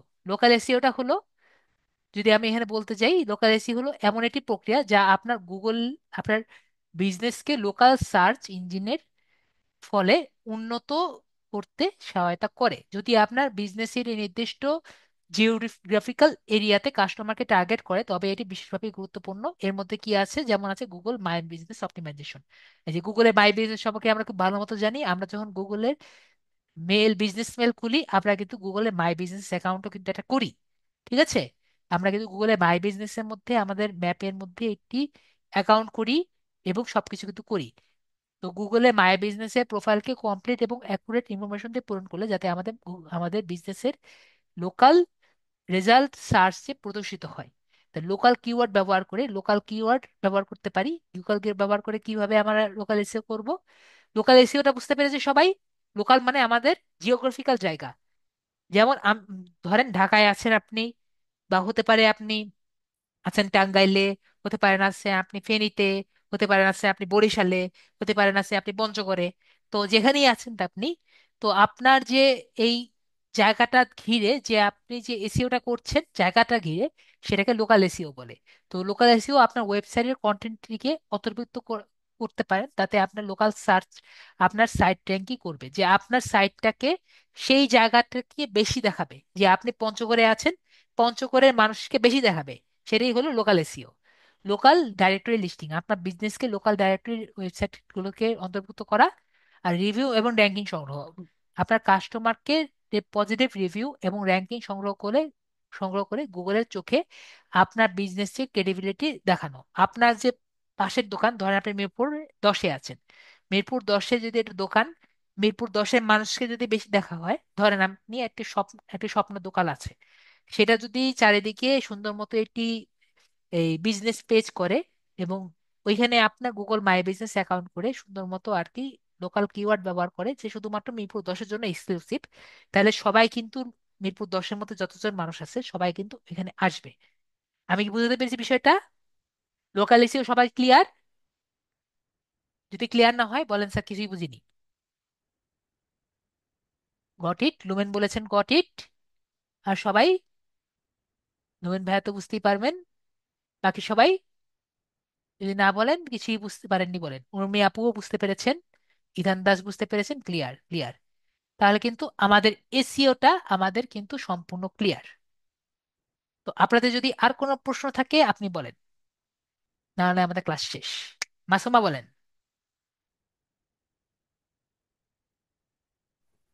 আসসালামু আলাইকুম। জি ওয়ালাইকুম আসসালাম। ক্লাস কি ইজি ছিল নাকি কঠিন ছিল নাকি বুঝতে সুবিধা অসুবিধা হয়েছে বলেন? স্যার, এই যে এগুলো যে বুঝান, এগুলো না বুঝলে প্র্যাকটিক্যাল করার সময় অনেক সময় বুঝে যায়। হ্যাঁ প্র্যাকটিক্যাল। কিন্তু এখন এখন যেহেতু আমাদের প্র্যাকটিক্যাল ক্লাস না, প্র্যাকটিক্যাল ক্লাস পরে পরীক্ষার হ্যাঁ, মধ্যে আর কি, পরীক্ষার জন্য যতটুকু বোঝা লাগে অতটুকু বুঝতে পেরেছেন। যে এই যে এগুলো যে বুঝাইলেন স্যার, এটা পরবর্তীতে ধরলে তো স্টেপ বাই স্টেপ এরকম করে বলতে পারবো না। না আপনার তো, যেহেতু আপনার ইয়ে থাকবে, মাল্টিপল কোশ্চেন, মাল্টিপল আনসার থাকবে, ওটা তো পারবেন না। জি। ঠিক আছে। জি এইচটিএমএল মানে হলো হাইপার টেক্সট মার্কআপ ল্যাঙ্গুয়েজ। তো স্যার, মাসুমা, আমাদের যে অনেকগুলা টপিক শিখাইলেন, এর থেকে আমরা তো যে কোনো একটার মধ্যে স্কিল করব, তাই না? হ্যাঁ যে কোনো একটা স্কিল আপনি শিখবেন। ঠিক আছে, জি। আমি কিন্তু অনেক কিছু শিখাবো, আরো কিছু শিখাবো। তো এরপরে যেটা আর কি ভালো লাগবে সেটা আর কি শিখবেন। ঠিক আছে। জি। ওকে, মিট জি করে দিই। স্যার। জি। ওকে। এইচটিএমএল বুঝতে পেরেছেন? হাইপার টেক্সট মার্কআপ ল্যাঙ্গুয়েজ, যেটা আমরা ক্লাসে করেছিলাম বিভিন্ন ধরনের ট্যাগ দিয়ে। নাকি ইমেজ ট্যাগটি বুঝতে যাচ্ছেন? ইমেজ ট্যাগটি বুঝতে চাইলে বলেন, কামাল ভাইয়া আমি বুঝিয়ে দিব, সমস্যা নেই। শারমিন সুলতানা বলেন। স্যার আমি ইউআরএলটাই খুঁজে পাচ্ছি না, ওই যে ফেসবুকে পেজ খুলছি ওর ওইখানে, আর নামটাও তো চেঞ্জ করতে পারছি ইউআরএল। দেখেন আপনি যদি আপনার ফেসবুক পেজ খুলেন আর কি, আমাদের ডিলিট করে দিয়েছি, ধরেন আমার এই যে পেজেসে গেলাম, ঠিক আছে, হুম। এটা অ্যাক্টিভেট করে দিই। 1 মিনিট ওয়েট করি। এটা হলো পেজ আমাদের, তাই না? হ্যাঁ। এটা হলো ইউআরএল। স্যার, আমি আমার ওই যে স্ক্রিনটা শেয়ার করে আপনি দেখেন। ঠিক আছে, স্ক্রিন শেয়ার করেন। এমসিকিউ কয়টা হবে? এমসিকিউ কয়টা হবে এটা চিন্তা করার দরকার নাই, মার্কস হলো 50। ঠিক আছে ইথান দাস, পেতে হবে 25 কমপক্ষে। হ্যাঁ দেন, শেয়ার করেন। ও স্যার দাঁড়ান ওই দাঁড়ান দাঁড়ান দাঁড়ান দাঁড়ান দাঁড়ান। হ্যাঁ শেয়ার করেন, আবার শেয়ার করেন।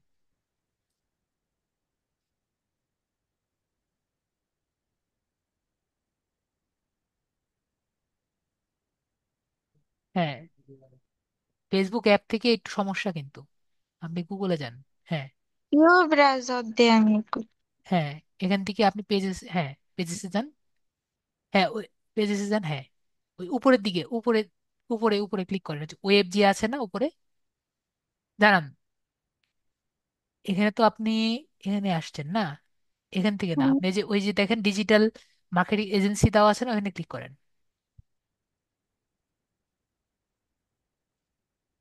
এখানে না, তারপর কাটেন কাটেন কাটেন কাটেন, এটা কাটেন। ওই যে দেখেন ম্যানেজ পেজের নিচে, ম্যানেজ। ডান সাইডে ফেসবুকের পাশে, এফ এর এফ এর নিচে, প্রফেশনাল ফেসবুক। ড্যাশবোর্ডের উপরে, হ্যাঁ দেখছি কিন্তু ওখানে ক্লিক কাজ করেন।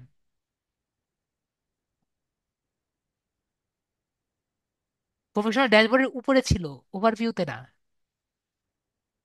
ওর ভেতর তো যাচ্ছে না। প্রফেশনাল ড্যাশবোর্ডের উপরে ওখানে আসে না। না, ডিজিটাল মার্কেটিং এজেন্সি তো লেখা রয়েছে কিন্তু এখানে চাপ দিলে তো কোথাও যাচ্ছে না। ঠিক আছে, 1 মিনিট এখানে তো, না ঠিক আছে, আচ্ছা, এখানেই ঠিক আছে, দাঁড়ান, এখানে ঠিক আছে। আপনি একটা কাজ করেন, আপনার যে উপরে যে লিঙ্কটা আছে web.facebook, আপনি এটাকে উপরের লিঙ্কটা নিয়ে নেন, ওইটাও হবে। এই যে কপি কপি কপি এটাও আছে না? কপি হ্যাঁ, লেখা আসেনি তো। কপি লেখা লাগবে না, এই যে কপি করলেন না, এই যে এখানে কলমের পাশে, এটাই কপি। তারপর আপনি এখানে পেস্ট দেন। কোন জায়গায় পেজ দেবো? দেখেন আপনি এই যে আমাদের চ্যাটে পেস্ট দিয়ে দেন, সমস্যা কি? মানে জুমের চ্যাটে। এখন তো জুমে আসেন, জুমে আসেন।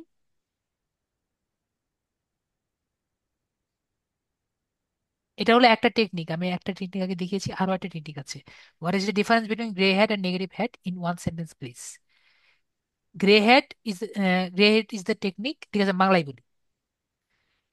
গ্রে হেড হলো আপনি আপনার, ইংরেজি দেন, ইংরেজি দেন। হ্যাঁ, ইংরেজি দেন, হ্যাঁ। এনে টিপে ধরেন, টিপে ধরলে পেস্ট আসে না, থ্রি না, ডটসে ক্লিক করেন। অটো ফাইল লেখা আসছে। অটোফিল লেখা আছে, অটোফিলে ক্লিক করেন তো কি আসে? কিছু তো আসার কথা না। না, তাহলে তো আবার সমস্যা। ওখানে ওখানে ক্লিক করেছিলেন না, উনি কপি করে নাই। আপনি কপি কি করছিলেন না, ওখানে ক্লিক করেছিলেন না, ওখানে হ্যাঁ, যেখানে ক্লিক করতে বলছিলাম, ওখানে ক্লিক করেন, ওখানে ক্লিক করেন উপরে।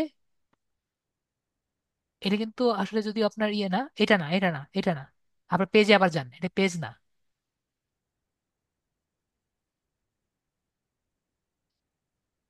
আপনার পেজে যান, এখান থেকে পেজে যান, এখানে ক্লিক করেন, হ্যাঁ। এখন উপরে যান, এই যে, এই জায়গায় তো কপি ওই যে তো লেখা নেই কপি এতে। লেখা লাগা লাগবে না, কপি লেখা থাকা লাগবে না, দেখেন এই যে কলম আছে না, কলমের পাশে দেখতেছেন যে একটা বক্স বক্স দেওয়া আছে, হ্যাঁ, বক্সে ক্লিক করেন। হ্যাঁ এবার কপি হয়েছে। কপি হইছে? হ্যাঁ, হুম। এখন দেবেন। এখন এখানে নিয়ে আপনি পেস্ট করবেন, হ্যাঁ, পেস্ট, হ্যাঁ, ইয়ে করেন, হ্যাঁ, গিয়েছে। হ্যাঁ এই তো আপনার এতে পাঠাই দিছি ওই যে। ঠিক আছে, আমি দেখাই দিচ্ছি আপনারে।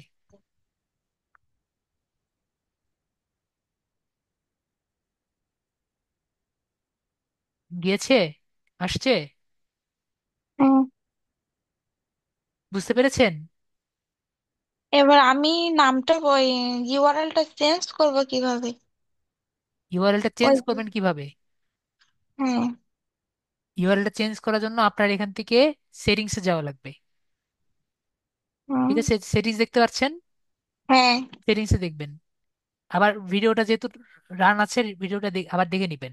এরপর যে পেজ সেটআপ আছে না, এই সেটআপ আমি এর ভেতরে গেছিলাম যে ইউজার নেম ওইখানে তো পাল্টাতে পারিনি। পরে এখান থেকে নেম আছে না, নেমে যাবেন। এখান থেকে আপনি অলরেডি আগে একবার চেঞ্জ করেছেন। উম, না তো আমি চেঞ্জ করিনি। ঠিক আছে, আপনি শেয়ার করেন, আমি দেখে দিচ্ছি। আর আপনি দেখান, আমি দেখে দিচ্ছি চেঞ্জ করেছেন নাই করেনি, দেখতে পারবো। আর what is the difference between grey hat and negative hat? Grey hat হলো আপনি আপনার সাইডটা, নাহিদ মুন, আপনার সাইডটা আপনি উপরের দিকে উঠাবেন, এটা গ্রে হ্যাট। ঠিক আছে, কিছু কিছু খারাপ দিক দিয়ে ইউজ করবেন, কিন্তু আপনার সাইডটা উপরের দিকে উঠবে। আর নেগেটিভ হ্যাট হলো, জি মাসুমান লিড নিতে পারেন। আর নেগেটিভ হ্যাট হলো যে আপনি অন্যজনকে পেমেন্ট দিচ্ছেন, যে অন্যজনের সাইটে, আপনার কম্পিটিটর সাইটটা নষ্ট করে দেওয়ার জন্য। আমি বুঝতে পেরেছি? হ্যাঁ, নেমে যান, ওইদিকে যান। ইয়ে নেমে তো ডিজিটাল মার্কেটিং এজেন্সি লেখা, ইউজার নেমে যাব না? হ্যাঁ, ওই ইয়ে করেন, ওই পাশে বড় করেন, ওই পাশে যান। হ্যাঁ, ডান এই পাশে যান, হ্যাঁ। User name, you have not set user name yet. ওখানে এডিট করবেন। হ্যাঁ, এখানে ইউজার নেম লিখবেন। দেখছেন? আপনি লেখেন নাই তখনও। লেখেন আপনার ছোট হাতের ছোট হাতের ছোট হাতের ছোট হাতের, সব সবগুলো ছোট ছোট। হাতের। হ্যাঁ।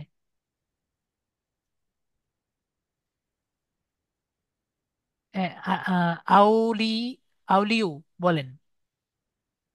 মাসুমা লিম নিতে পারেন, আউলিও বলেন। জি, থ্যাংক ইউ, আপনার অনেক একসাথে ধন্যবাদ, একসাথে আপনি অনেক। একসাথে দিবেন। ডিজিটাল মার্কেটিং একসাথে দিবেন। ডিজিটাল আচ্ছা। মার্কেটিং এজেন্সি একসাথে দিবেন। আর আপনি আমার পেজের সাথে নাম এক দিতে পারবেন না। সবার পেজের সাথে এক নাম দিতে পারবেন না। আপনি দেন, তারপর বলি। এজেন্সি দেন। এজেন্সি বানান ভুল। হ্যাঁ, বলেন না এই ভাইয়া। আলিউ, আলিউ বলেন। জি, আদাব। নিজে নিজের মনের মতো দেন, নিজের মনের মতো দেন, ঠিক আছে? ঠান্ডা মাথায় মনের মতো দেন, ঠিক আছে? আপু শারমিন সুলতান আপু, উম, আমি কেটে দিব নাকি আপনি দিবেন? না, আপনি দেখেন একটু। ঠিক আছে। আলিউ উম, বলেন। উম, আচ্ছা, এ- ওগুলো শেষ করেন, আমি শেষ করি। ঠিক আছে। এ- এ-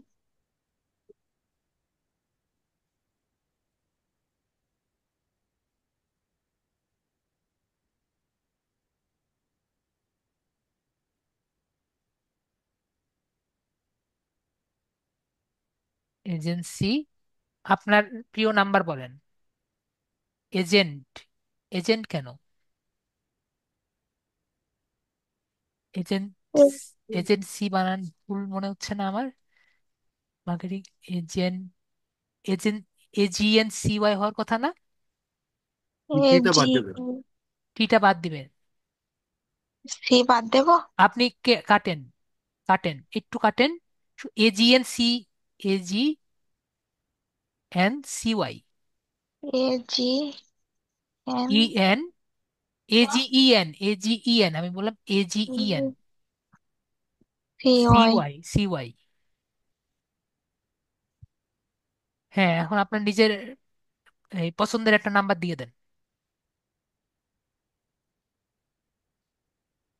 মনের মতো নাম্বার দিয়ে দেন। হ্যাঁ, ওকে। 987, ওকে। এখন সেফ সেন্সে তো ওই সাদা মতন হয়ে রয়েছে তো, পাবলিক হচ্ছে ইউজার না। Name is same as your time line. হলো না তো, একটু একটু ইয়ে করেন তো, ছোট করেন। ইউজার নেম এটা অলরেডি আছে।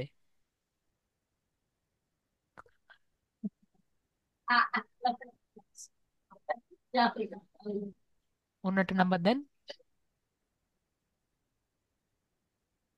543 আছে। তারপরে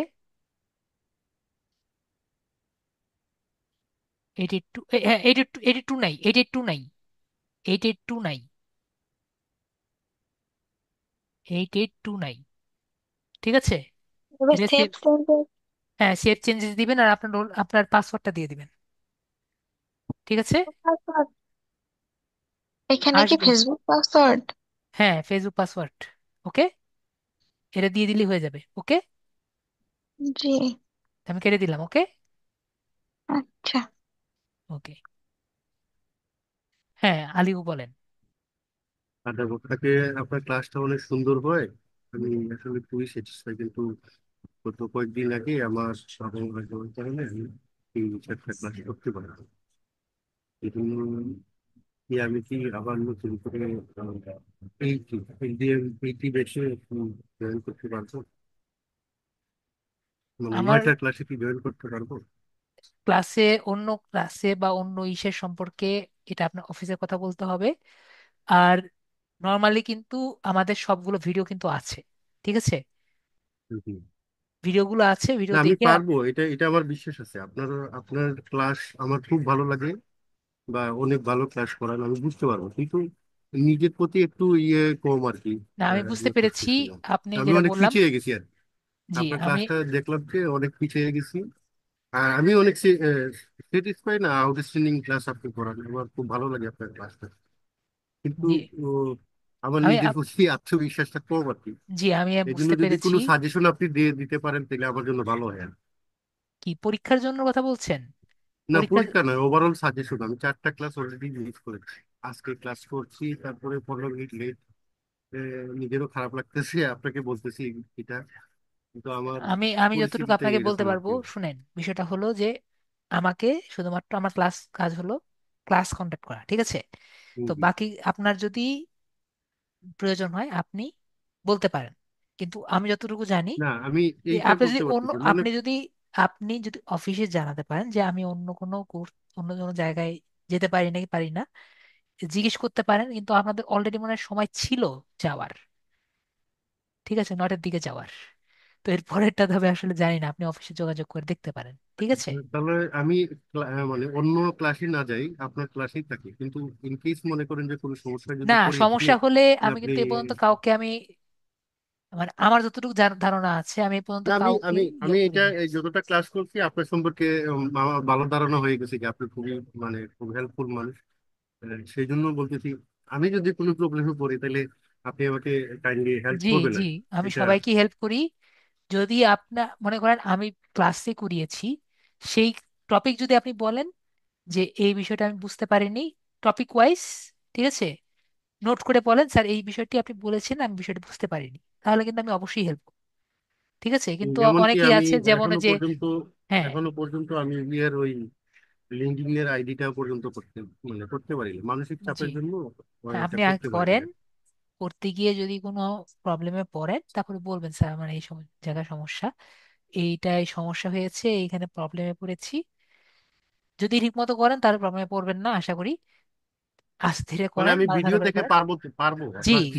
মোটামুটি আমার ভিডিও দেখে মোটামুটি সবাই পারে, মনোযোগ দিয়ে দেখলে, ঠিক আছে? মনোযোগ জি, দিয়ে জি। দেখতে হবে। ওকে। যদি যদি ইন কেস কোনো প্রবলেমে পড়ি তাহলে আপনার সাথে আমি যোগাযোগ করবো। জি, ওকে। মেসেজ এখানেও বলতে পারেন, না তো বলতে পারেন, সমস্যা নেই। ওকে, তাহলে মিউট করে দিলাম, ধন্যবাদ। ক্লাস অফ করে দিতাম। শিলা খাতুন বলেন। আম, শিলা খাতুন, বাগেরহাট। আপনাকে আমি আনমিউট করেছি, বলেন, নাহলে আমি ক্লাসটি অফ করে দিব। সবার তো আর কোনো প্রশ্ন নাই, আমি বুঝতে পেরেছি। আজকে একটা কঠিন টপিক ছিল, তারপরও কারো কোনো প্রশ্ন আপাতত আমার ক্লাসে নর্মালি থাকে না। তো শিলা খাতুন বলেন। শিলা খাতুন, আপনাকে আনমিউট করেছি, আপনার কথা বলতে হবে, আপনার ইয়ে করতে হবে। যদি আপনি না করেন আমি ক্লাসটি অফ করে দেই। আপনাকে আনমিউট করছি, আপনি ইয়ে করছেন না। এক্সাম না পাশ করলে নেক্সট দিন ক্লাস করবেন, ঠিক আছে? কিন্তু এক্সামটা দিবেন এবং চেষ্টা করবেন, ঠিক আছে? কামাল, আপনি কি বুঝতে পারছেন না? আপনি মেসেজ দেন, আপনি আনমিউট করেন, বলেন এইচটিএমএল এ কি বুঝছেন না? স্যার আমাকে একটু এসটিএলএম এর ফুল মিনিং তো বুঝছি, কিন্তু ডিটেলস একটু যদি বলেন তাহলে সুবিধা হয় আমার জন্য। Just HTML perfect. ডিটেলস আপনি কি বুঝতে পারেননি? আমি ক্লাসে তো অলরেডি করিয়েছিলাম। হ্যাঁ, এটা খেয়াল নাই আমার, একটু যদি একটু ধরাই দেন। যে এইচটিএমএল ট্যাগ বেশি, ট্যাগ গুলো ব্যবহার করি আমরা ওইগুলো। এইচটিএমএল এর ট্যাগ বলতে আমি শুধুমাত্র ইমেজ ট্যাগের কথা বলেছি এখানে। হুম। ইমেজ ট্যাগ, যদি আমি সার্চ দিই, ঠিক আছে, আপনার যদি জানার ইচ্ছা থাকে, এখানে একটা মেয়ের ছবি দেখতে পাচ্ছেন না? হ্যাঁ, হ্যাঁ, হ্যাঁ, তো ধরেন আমার ইমেজের কোনো কারণে ইমেজের হ্যাঁ, মেয়ের ছবিটা নাই, ঠিক আছে? হ্যাঁ, তাহলে এখন কি লেখা ঠিক আছে দেখেন, গার্ল ইন দ্য জ্যাকেট। এখানে হ্যাঁ, ধরেন আপনার নামটা কি জানি, কামাল। হুম, এই অল্টারের কথা বললাম না, কামাল লিখে দিলাম, তাহলে কি হ্যাঁ, লেখা আসছে, কামাল, ঠিক আছে? তো আমি কি বললাম যে আমরা হ্যাঁ, যদি এখানে যে ইমেজের নাম, ইমেজের নামটা যদি সুন্দর মতো লিখি, ঠিক আছে, হ্যাঁ, ইমেজের নামটার হ্যাঁ, মধ্যে আমি ইমেজ গার্ল লিখেছি, তাহলে ইমেজ গার্লই, ঠিক আছে? এবং অল্টার ট্যাগটাও যদি ঠিক, ঠিক, গার্ল হয় তাহলে ইমেজ গার্ল লিখলাম। হ্যাঁ, ঠিক হ্যাঁ। আছে? তাহলে গুগলে বুঝতে সুবিধা হবে যে এই বিষয়টা কি। আচ্ছা আচ্ছা। বুঝতে পেরেছি? হ্যাঁ স্যার, বুঝছি এটাই এখন। হলো ইমেজ বুঝতে ট্যাগ। পারলাম। ওকে। হুম। আর ইমেজ ট্যাগ হলো একটা ঠিক আছে। ওপেন ট্যাগ, এর কোনো ক্লোজিং ট্যাগ হয় না। ঠিক আছে? হুম হুম তো হুম। এগুলা আপনি জানতে চেয়েছেন থেকে জানালাম, নাহলে জানাতাম না। হাইট ওয়েট এটা জাস্ট ঠিক এখানে আছে। ফিক্স করার জন্য, এত কিছু আর কি জানাতাম না, জানতে চেয়েছেন তাই না তো, জানালাম। ওই ইমেজের ডিটেলসটা ওটা আর কি। ঠিক আছে। জি ওকে, জি জি। ক্লিয়ার তো? এগুলো কিন্তু সবই ওকে এসইও তে স্যার, ম্যাটার ওকে করে। Sir, clear. হুম হুম হুম। ওকে। বুঝতে পারছি। ঠিক আছে, তাহলে সবাই ভালো হুম, থাকবেন। আসসালামু আলাইকুম, গুড নাইট। নেক্সট হুম, ক্লাসে আমাদের হুম। Keyword research class. Okay sir. এবং পরীক্ষা কিন্তু 30 তারিখ। জি স্যার, জি স্যার। ওকে।